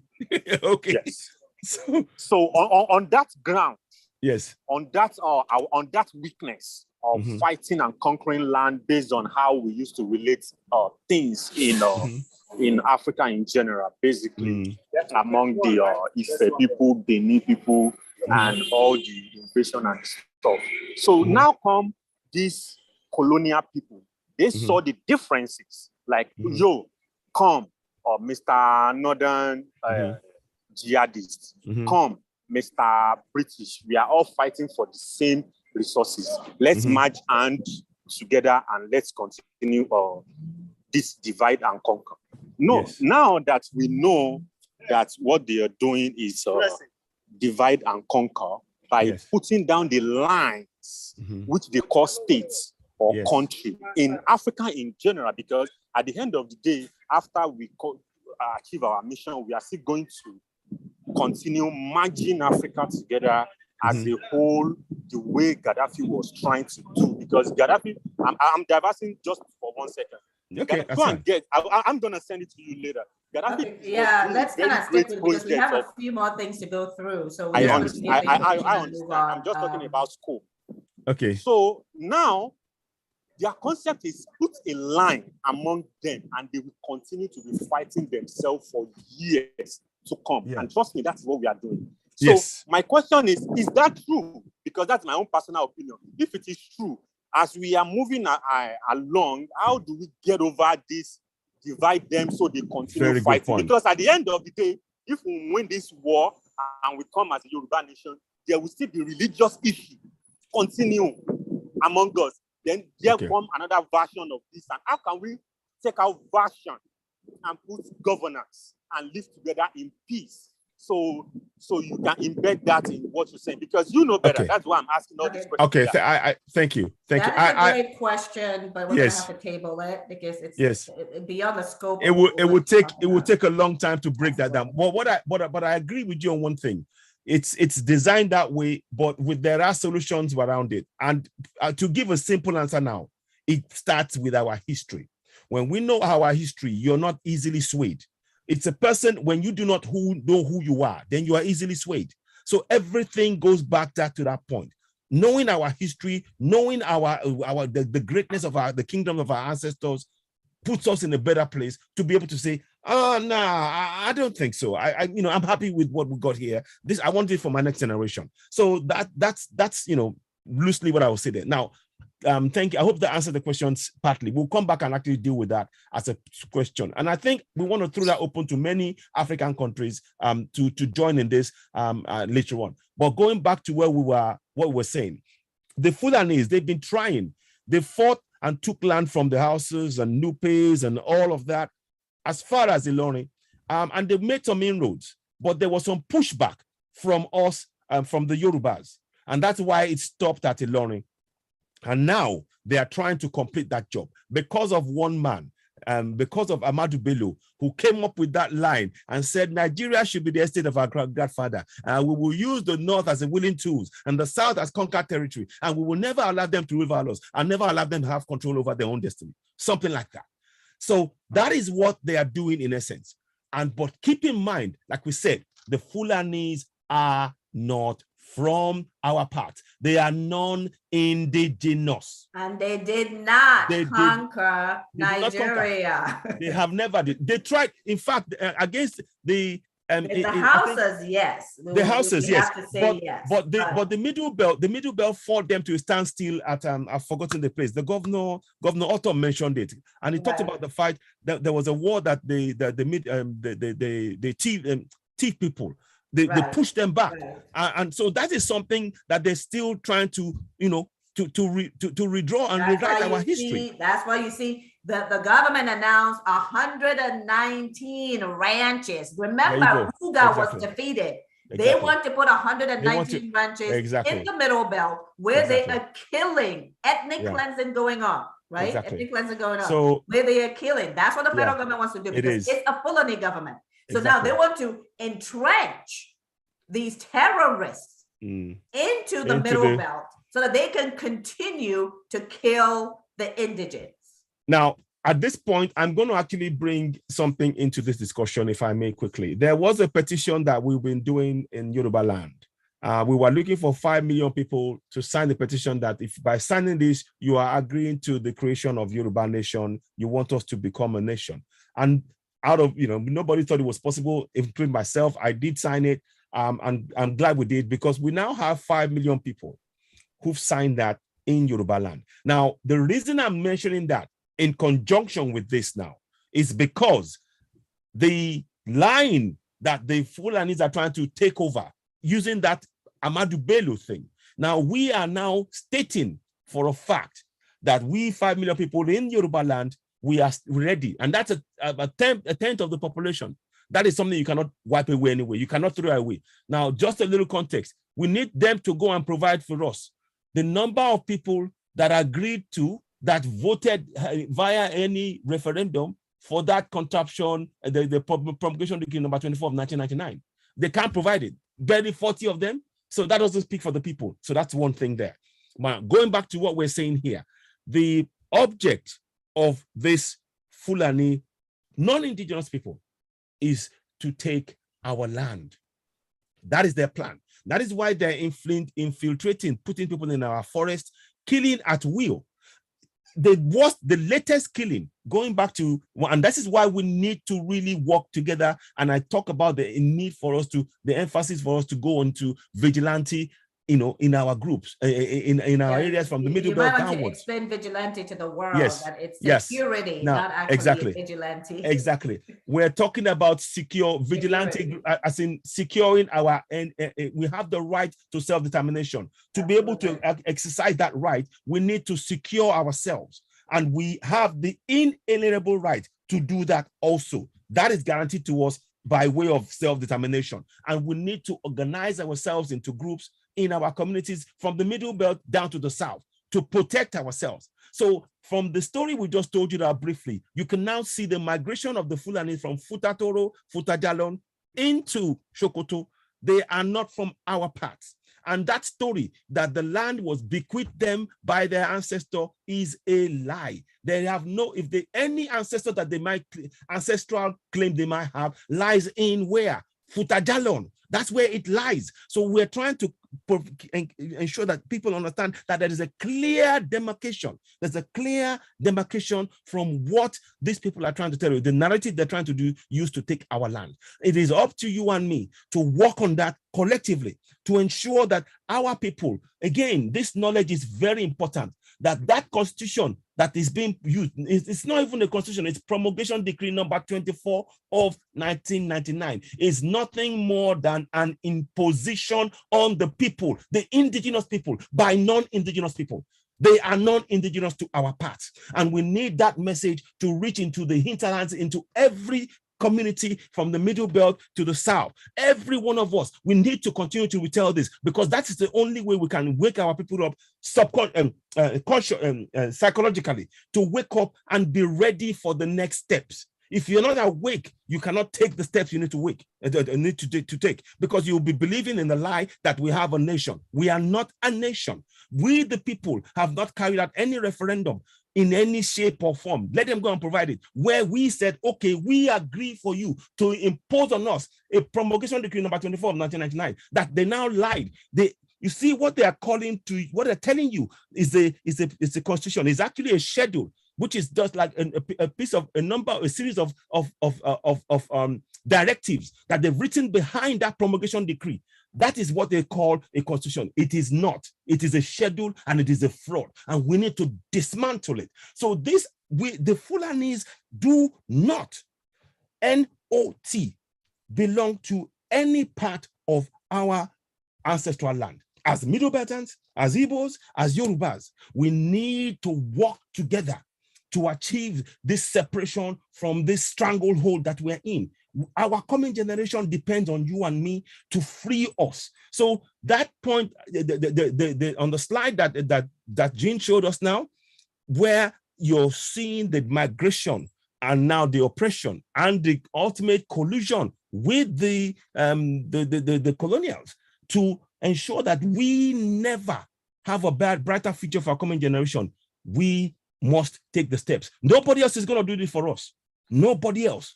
You and me will have to take that step together. So I hope that makes sense.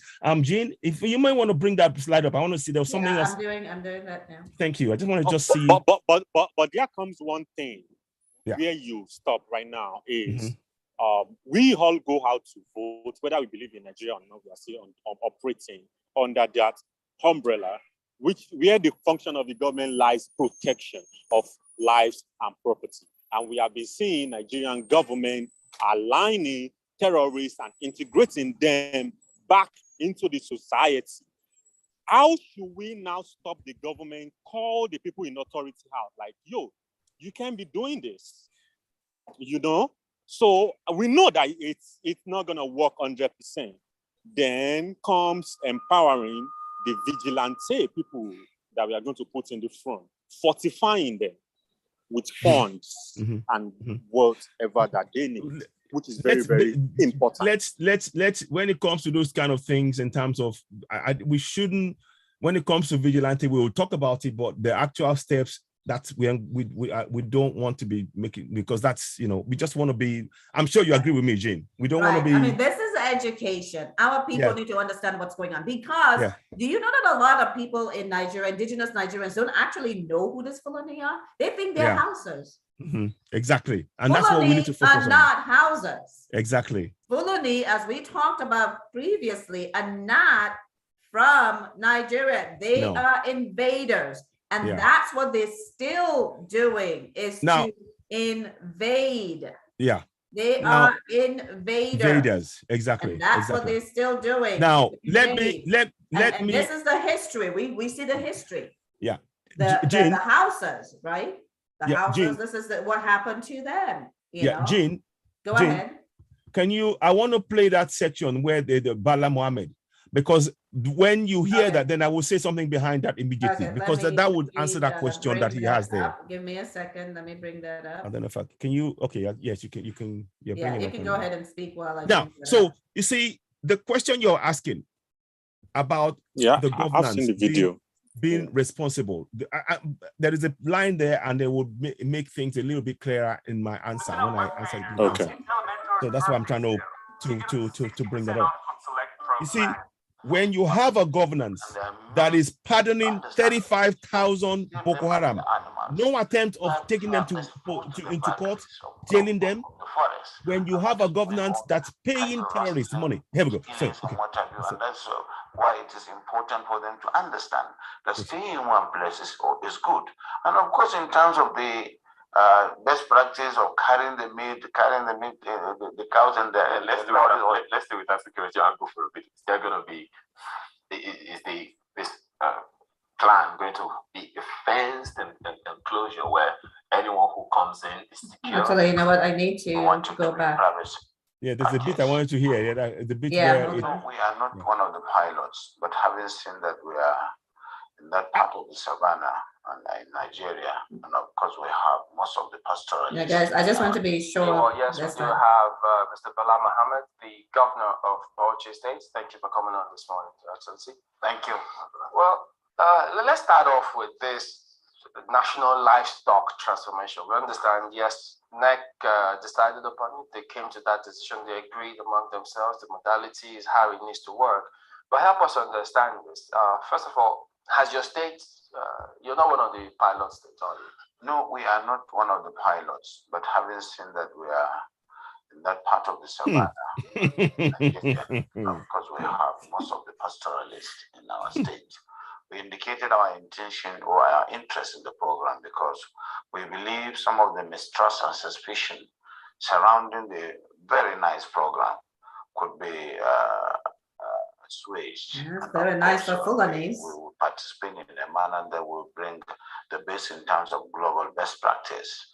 We are engaging the Netherlands and other countries to come and help us do this in a manner that at least it will boost smooth invader. That's what I call him. Thank smooth you. Invader. Exactly. And we have so many forests that are not being used. Some of them are even being used by criminals, hooligans. Fulani criminals.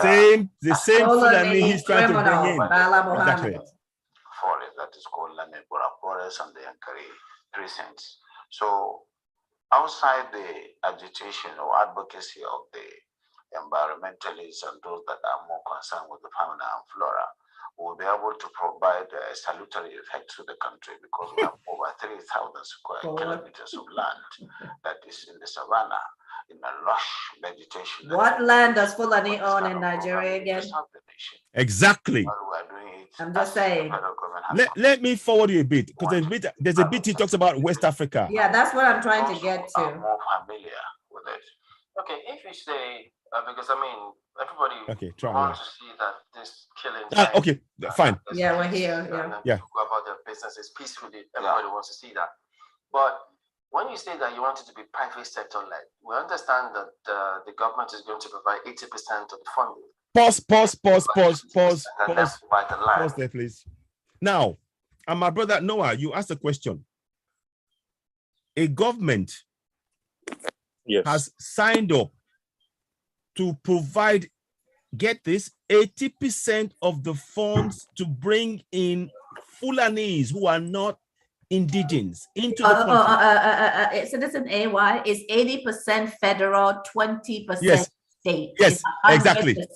100%. Exactly. 100% of our money that we could be used for building roads, schools, 100 million bridges, of our people hospitals, in poverty. 100 in poverty. And the government is taking 100% money for people who are not citizens to bring them in without getting the say-so of the citizens.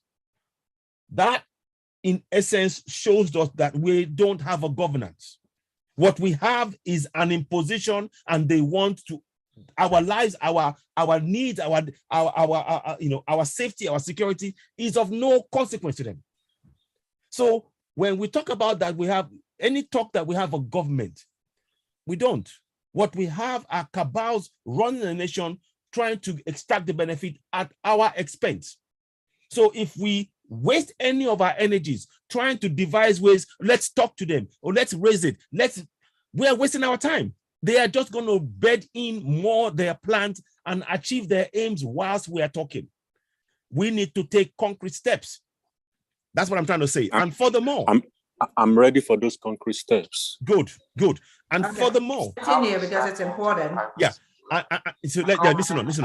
Not release any cover for that purpose up to this moment, but we don't know since we have not been admitted into the program. But certainly we have been working very hard to see that because our people are mostly transhumans, and that we have this vision. So pause. Wait. And yes, okay. Pause, please. What is transhumans? They are. It means that they are they're migrating. Yeah. I know, but I know that they're migrating. But it's just, isn't it the way it's trying to say that. Just say my people, they're nomads, or we're herders. Instead of what's transhumans, But anyway, it's just to play with words. Again, it's all the subtleties to try and make us believe that they are doing something for our benefit. It isn't. Play on. Okay, sorry, I'm not sure if I decided upon it. They came to that decision. They agreed among themselves. The quality. Even to serve the nation. And while we are doing it as the federal government has conceived it, we want it to be private sector driven, and we will bring those who are more familiar with it. Okay, if you say, because everybody, we want to see that these killings end and there's peace, and then people let me just move it just a little bit. See that because our people are mostly transhumans, and that we have this vision to create an economic nucleus around livestock, and of course all the value chain that we can get around livestock, the blood, the horn, the skin, and of course try more to cultivate that culture in our people, while at the same time bringing the Fulanis in one fold and try to arrest. Okay, did you hear that? Yeah. That's an invasion. They want to bring the Fulanese into Nigeria, all of them into Nigeria. So traditional practice of moving from one place to the other, and that is very big, an uphill task. But I think we can communicate with them more, because to them they don't have borders from Cameroon. They don't have borders. That's a lie. That those who will be participating in this federal government listen will be Nigerians. In terms of the funding? No, in terms of the operations. This is bringing Fulanis together. We have Fulanis from other countries. The issue of misconception, I think there is a lot of mistrust and misconception with regards to the listen, please, listen, guys. Man is a global or an African person. Global. He moves from the Gambia, from Senegal, and his nationality is just a Fulani man. And as a person, I may have my relations in the Cameroon, but they are also Fulani men. I have relations because from the maternal side, I'm a Fulani man. And that is why we want to keep people. You don't say. as somebody coming from the Niger Delta, because he speaks. Oh, now they're from Bayelsa. So let's pause it. There. I have one citizen. I want. Let me just quickly answer the question you asked first. Now, you see, right there, the government has actually dismantled Contraption Nigeria at that particular point. That is justification for us to separate, because they are bringing in people. Now, when you bring in people without the clear acceptance or understanding from the people, from the citizens, was rejected. This is rejected. What that means is that you are in fact carrying out an invasion. So it's tantamount to, what's the word that they use for people who are trying to destroy a nation? They call, what's that word? When you're treason. They're carrying out treason because they are the ones talking about the integrity of one Nigeria. Now, what about the Yorubas that exist in other countries? Why don't they have their Ruga? What about the Igbos outside of Nigeria? Why don't they have Ruga? Why is it only the migrant? Exactly. The migrant, non-indigenous Fulani, who came to Nigeria and started invading? Why are they the only ones that get 100%? And this is 100%. And this is foreigners, exactly, who are terrorists. And that is the reason why, my brother, I hope this answers the question. Any talk of trying to have a discussion with these people with this agenda, you're going to just be hitting a brick wall. You're simply going to be hitting a brick wall. What we need to do is focus our energies on what we need to empower our people, because in our communities now, the steps that's been taken in Yoruba land, where they got the 5 million votes, about 100 countries have been informed about this, and there are steps being taken to go forward with that. And that is the kind of things that we need to do. We're not talking about, there's no point talking to these people. Let us continue where he now proclaims all Fulani to be Nigerians. African, and that we cannot just close the border and say the Fulani man is just a Nigerian or this. No. In most cases, the crises are precipitated by those outside Nigeria. When there is a reprisal, the ones that he's bringing in. That causes it. It is that culture of getting revenge, which is in the tradition of the Fulani. They need to leave and have their revenge somewhere else. If I understand, does that mean that those listen carefully? Maybe domiciled in other countries who move around, they can come into the country and this plan will accommodate them as well? Yes, that's what we want to do. But it Are has you to be listening? Sensitization, telling them you have to buy in the project. They have to buy into free ranches. To convince them away from the mistrust where the whole system of transhumance or pastoralism is criminalized. Criminalization of pastoralism is the problem that we have with this project. It's not the problem that we have. With passion, who understand them. We can probably stop it because I'm getting a headache already. I'm getting a headache every time I hear that. Let's just interest. Accusation that this and that, and it is the Fulani man who caused it. There is no tribe that is not that we don't have this criminality in, but certainly the way and manner we do it is really exacerbating the crisis and the problems. Will there be any form of documentation of all the people that will be, yes, we are taking that. Oh yes, that is going to give Nigeria the opportunity to really have the best in terms of documentation in the demographics. Because we're going to change the demography of Nigeria with Fulani terrorists. Put in one place. Oh my God. Need to understand that this is to save them and their animals. While they are killing the humans, they save cows. Cattle, killings and what have you, and that's why it is important for them to understand that staying in one place is good. And of course, in terms of the best practice of carrying the meat. Yeah, I'm gonna stop this here because I've had enough of this takia. Yeah. They're gonna be this plan. We've talked about the fencing. We've talked about it. Let's just now the reason I know we've played this, and I think the more this video should be played at every opportunity. Every time. And every time. And every time. He goes and he says that all Fulani, they're citizens of Nigeria. They're Nigerian citizens. Yeah. What country is borderless? And we leave their borders open for Fulani to come in. Yeah. Yeah. They're not from Nigeria. Why should Nigeria leave their borders open and take money that should be going to our children to be given to terrorists? Because Buhari told us who these people are. He said that they're from Mauritania, and I'm going to bring it up while you guys speak. These terrorists are Fulani that they're bringing in from outside of Nigeria and giving them AK-47s. Yeah. Our own president admitted that. So I'll let somebody else speak. Yeah, please do chime in. Okay, I think. Okay, but let's say from no, please just for fairness. Let's say from my brother. Let's say from Boladi. Go ahead. Okay, yeah. You see, Bauchi governor, I should know him because I spent 2 years in Bauchi State. There's nothing economical there. There's nothing. No, not a goddamn thing.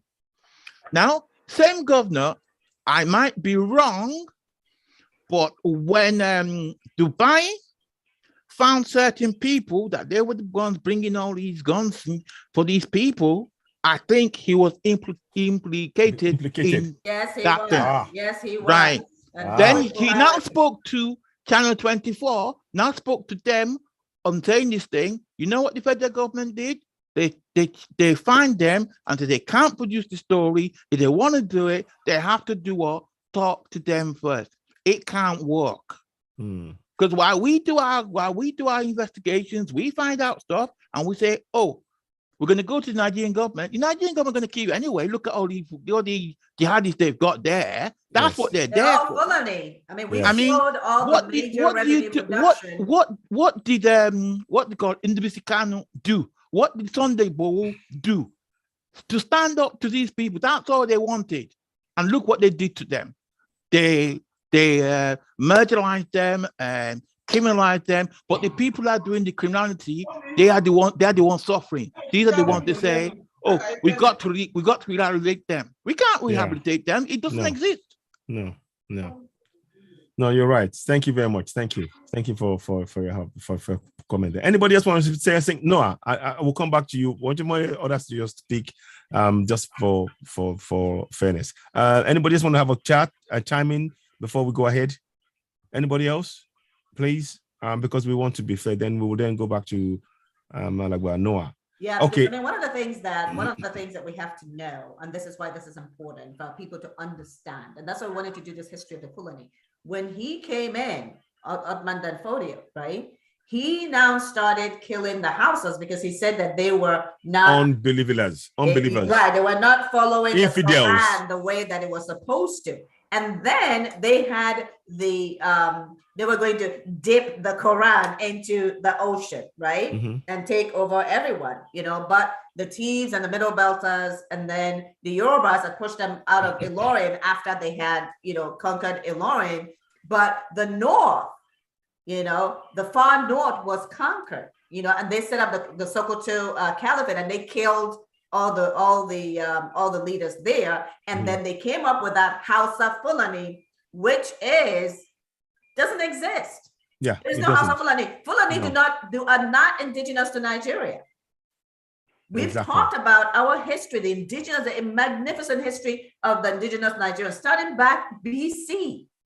These people are from a different place, and yet, okay, let's repeat this again. They now have 4 countries in West Africa where they have presidents that are Fulani. Guys, these guys have an agenda for West Africa.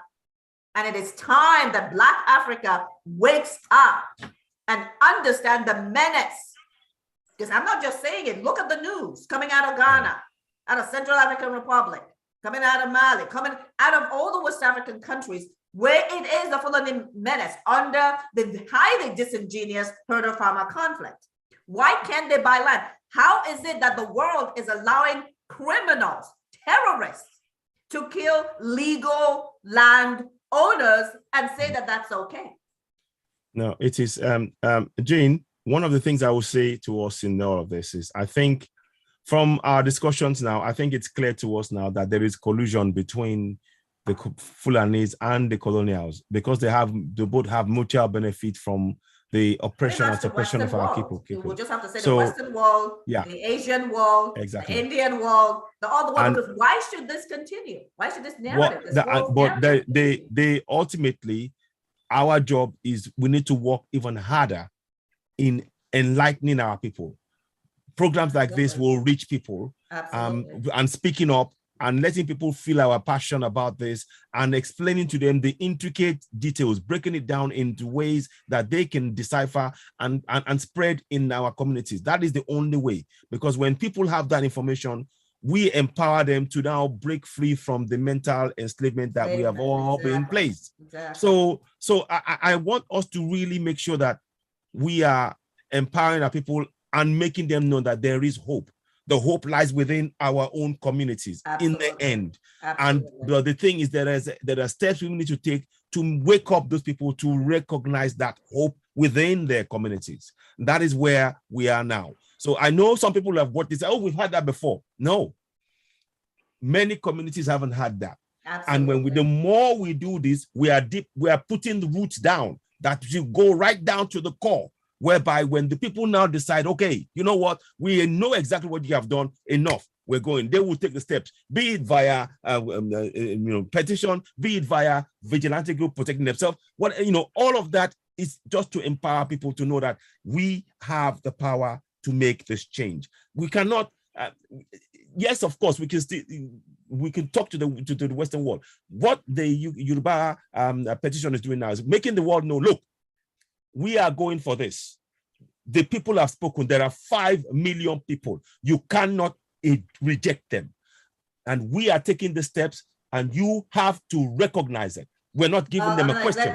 With regards to that, let us make the statement now, and we're going to round up. I had thought that we'll have some time to talk about, the Abdusalami and his ridiculous statement on the 1990 Constitution. Oh, yes, of course. But one of the things that the world needs to understand is that we're not asking for new nations. We are reclaiming and restoring existing sovereignties. They were called regions. Western region was Yoruba land, folks. Okay? So all those who are in the Western world and Asia or whatever, the free world, the communist world or whatever, that seem to be struggling to understand what happened between 1960 and 1963. Let us clarify it for you. The regions were self-governing and autonomous. Autonomy means sovereign. They had their own leaders, etc. Okay. So what we're talking about is restoring sovereignty. And NINAS, the Nigerian Indigenous Nationalities Alliance for Self-Determination, issued a constitutional force majeure December of 2020, demanding an end to that constitution, which is Military Decree 24, and asking that we go to a transition government so we can have a referendum so the people will now determine how they want to be governed, which is their right, because they are sovereign nations. The Western region, the Eastern region, the Midwestern region, the Middle Belt was supposed to have been carved out as well. Those are bona fide nations and sovereignties, and no one can speak into that. Okay, the UN cannot say, yes, let's allow foreign terrorists to be integrated into Nigeria, into sovereign countries. What nation has ever done that? What nation has ever been able to reconstruct or reclaim terrorists? None. It hasn't been done anywhere. Why should Nigeria be allowing millions of Fulani terrorists into our land when they are not indigenous? Okay, so unfortunately, we're kind of way past that time. So oh my gosh, we'll yes, talk about the Constitution next time, but it is important. I know some people don't understand why it's important for us to free our people. Our people cannot fight if they don't know who they are. They're just going to lay down and be killed by these migrants who are invading and who have every intention of doing so. Last thing that I'm going to say, and then I'll allow a couple of other people just to do a quick roundup is that Ruga was not accepted, but the federal government this month announced 119 ranches in the Middle Belt. Are you listening? 119 ranches in the Middle Belt where his terrorist Fulani in the Northeast alone, according to the United Nations, had already killed over 350,000 indigenous Nigerians, mainly Christians. This is not our numbers. This is the UN numbers, just in the Northeast alone. Yeah. It is. So let's be clear on what we're communicating. We are not seceding. No. We are not even, we're past the self-determination stage, guys. We already got that. 1960, 1963 for the Midwest. Yeah. We're already nations. We are restoring our nations. We are reclaiming our nations and our sovereignty. That's what we're doing. Just like everyone's screaming about Russia invading Ukraine, the Fulanese are invading sovereign nations. Yeah. They did that with the military. Then they used the 1999 Constitution. They divided up a sovereign nations. And there's no such thing as unitary Nigeria being a federal government. There are no nations in unitary Nigeria. So you cannot be a federal republic. It's unitary. So guys, this is important information. And we that know need to share it all the way down to the grassroots because they don't know. They still think that Fulanese are Hausas and so belong in Nigeria. They don't. Because when you have a group that is invading and killing the indigents, it's ethnic cleansing, it's invasion, and they have the jihad agenda as well. Yeah. We must resist it, as T.Y. Danjuma said. So, Citizen A.Y. Ogaraku, I'll let you guys make just a quick comments to close things up, and then we'll be back again next week, same time. Citizen A.Y. Okay, thank you so much. I would just like to say thank you so much for this broadcast. I hope many people are getting more information about this. We need to speak up about this collectively. Each and every region must continue to take steps. Of course, everybody must explore all possible avenues to achieve this common aim of breaking free from contempt for Nigeria. The key thing, of course, is we're not meant to be unitary. We're not, exactly. Unitary in Nigeria. We should be separate. We need to be going our own separate ways, and we need to devise and work on means of how that can be done. So what I will say is I want to thank you all. We must continue on this struggle. Watch out for more updates in terms of what is being done by all of us, and each of us must play a role in this. It's not going to be done by one person. We are all leaders. I firmly believe that we are all leaders as Middle Belters and as Southerners. We are all collective leaders in this. When we stand together, there's no force on this earth that can stop us. But we can know that we need to continue to push on and encourage our people and raise the level of awareness and take critical action. Talking is good, but we need to take critical action, i.e. a referendum, petitions, things to make people aware and empower them to know that they can speak in their community. We need to be out in the media. That's our very media important. yes, exactly. Yeah. So thank you very much. I will, Okay, awesome. Ogaraku. Thank you.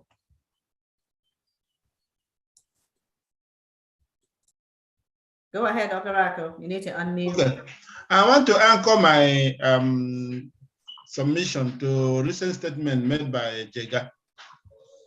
He was saying that he do not know why people would like to invest 100 million of their money to take or to seek for the office of President of Nigeria, a Nigeria that is in debt-ridden, insecurity. He named 1 million things, even though I did not expect such type of analysis coming from him, who was an instrument that led us to the system we have. But it's also, sometimes our people say, you take my word and throw me away. I throw him away and take the words of what he said. But why is Nigeria the way it is? And then why is it that everybody clamoring for the same office? It is because the constitution has enslaved Nigeria, and people, instead of being that enslaved, wants to be instrument of the enslavement. So that's why everybody's rushing for the presidency. Remember, one of the ideas there is not just picking the form, is that at the end of the day, they will ask you to step down and you'll be refunded maybe 10 times from money that is not yours. So More than 10 times. Let me, then going back there, I want to let the indigenous people that all this effort are made to continue to impose themselves in you, using their surrogates to count as leaders while the people are being enslaved. This cannot go on anymore. And people are enlightened. A lot of things was done to keep people down, but it cannot happen for too long. At the time, we have a limited university and we had a quota system just to make sure some people are brought down. Now we have millions of private universities that even people prefer to go to the private university. So definitely, we cannot keep us down. Politically as well, some people were thinking before it was only PDP. Now APC has made their way, but definitely they will not win because people have realized that they are instrument of enslavement.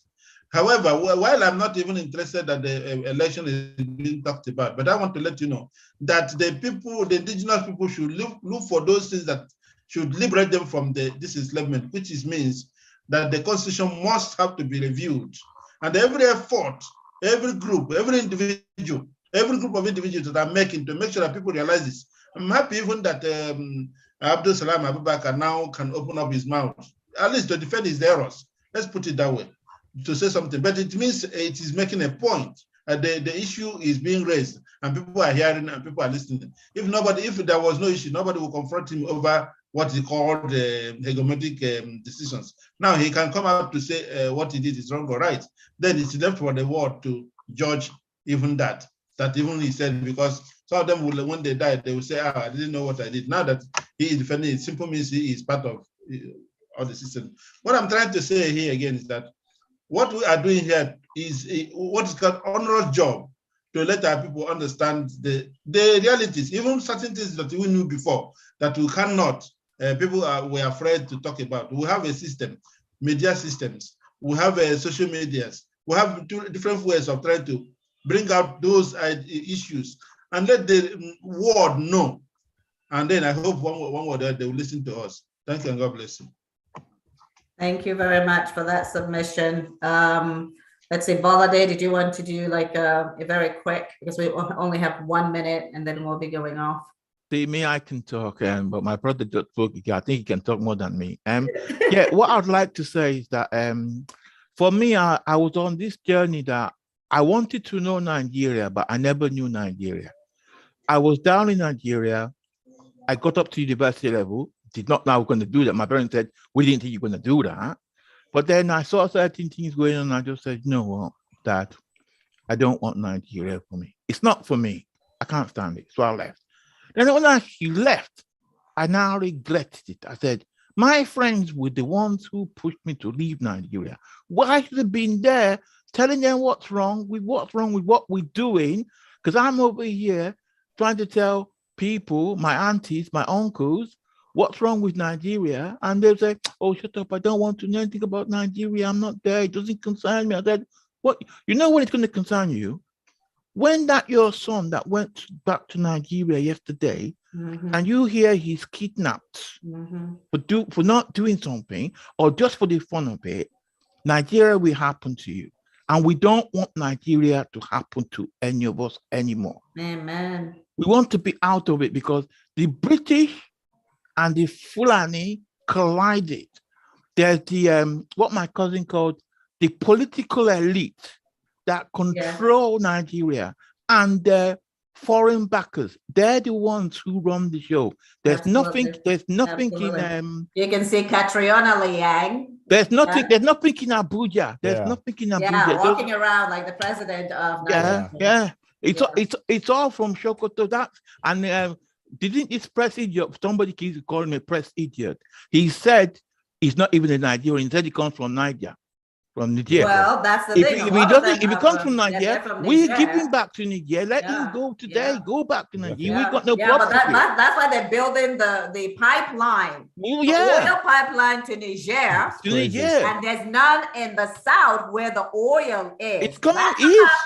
That's just great. That's just great. Yeah, that's about that. Okay, thank you all very much. We really appreciate everyone here. And next week we'll pick it back up and we'll talk about, and I think we actually need to spend a little bit more time talking about the Fulani and where they're from and what their mindset is. So maybe we'll pick that up next week when we talk about, we'll also talk about next week about the statement. Thank you, Ogaraka, for bringing that up by Abdusalami. We just didn't have time today. And really look at that constitution and understand what's in it, because it is important for you to know that the reason why everyone is clamoring for zoning of the presidency is that we cannot get a president from the middle belt of the south unless we do zoning. It's in the Constitution. That military decree 24, which is the murderous document, as Tony Nani would say, is the murderous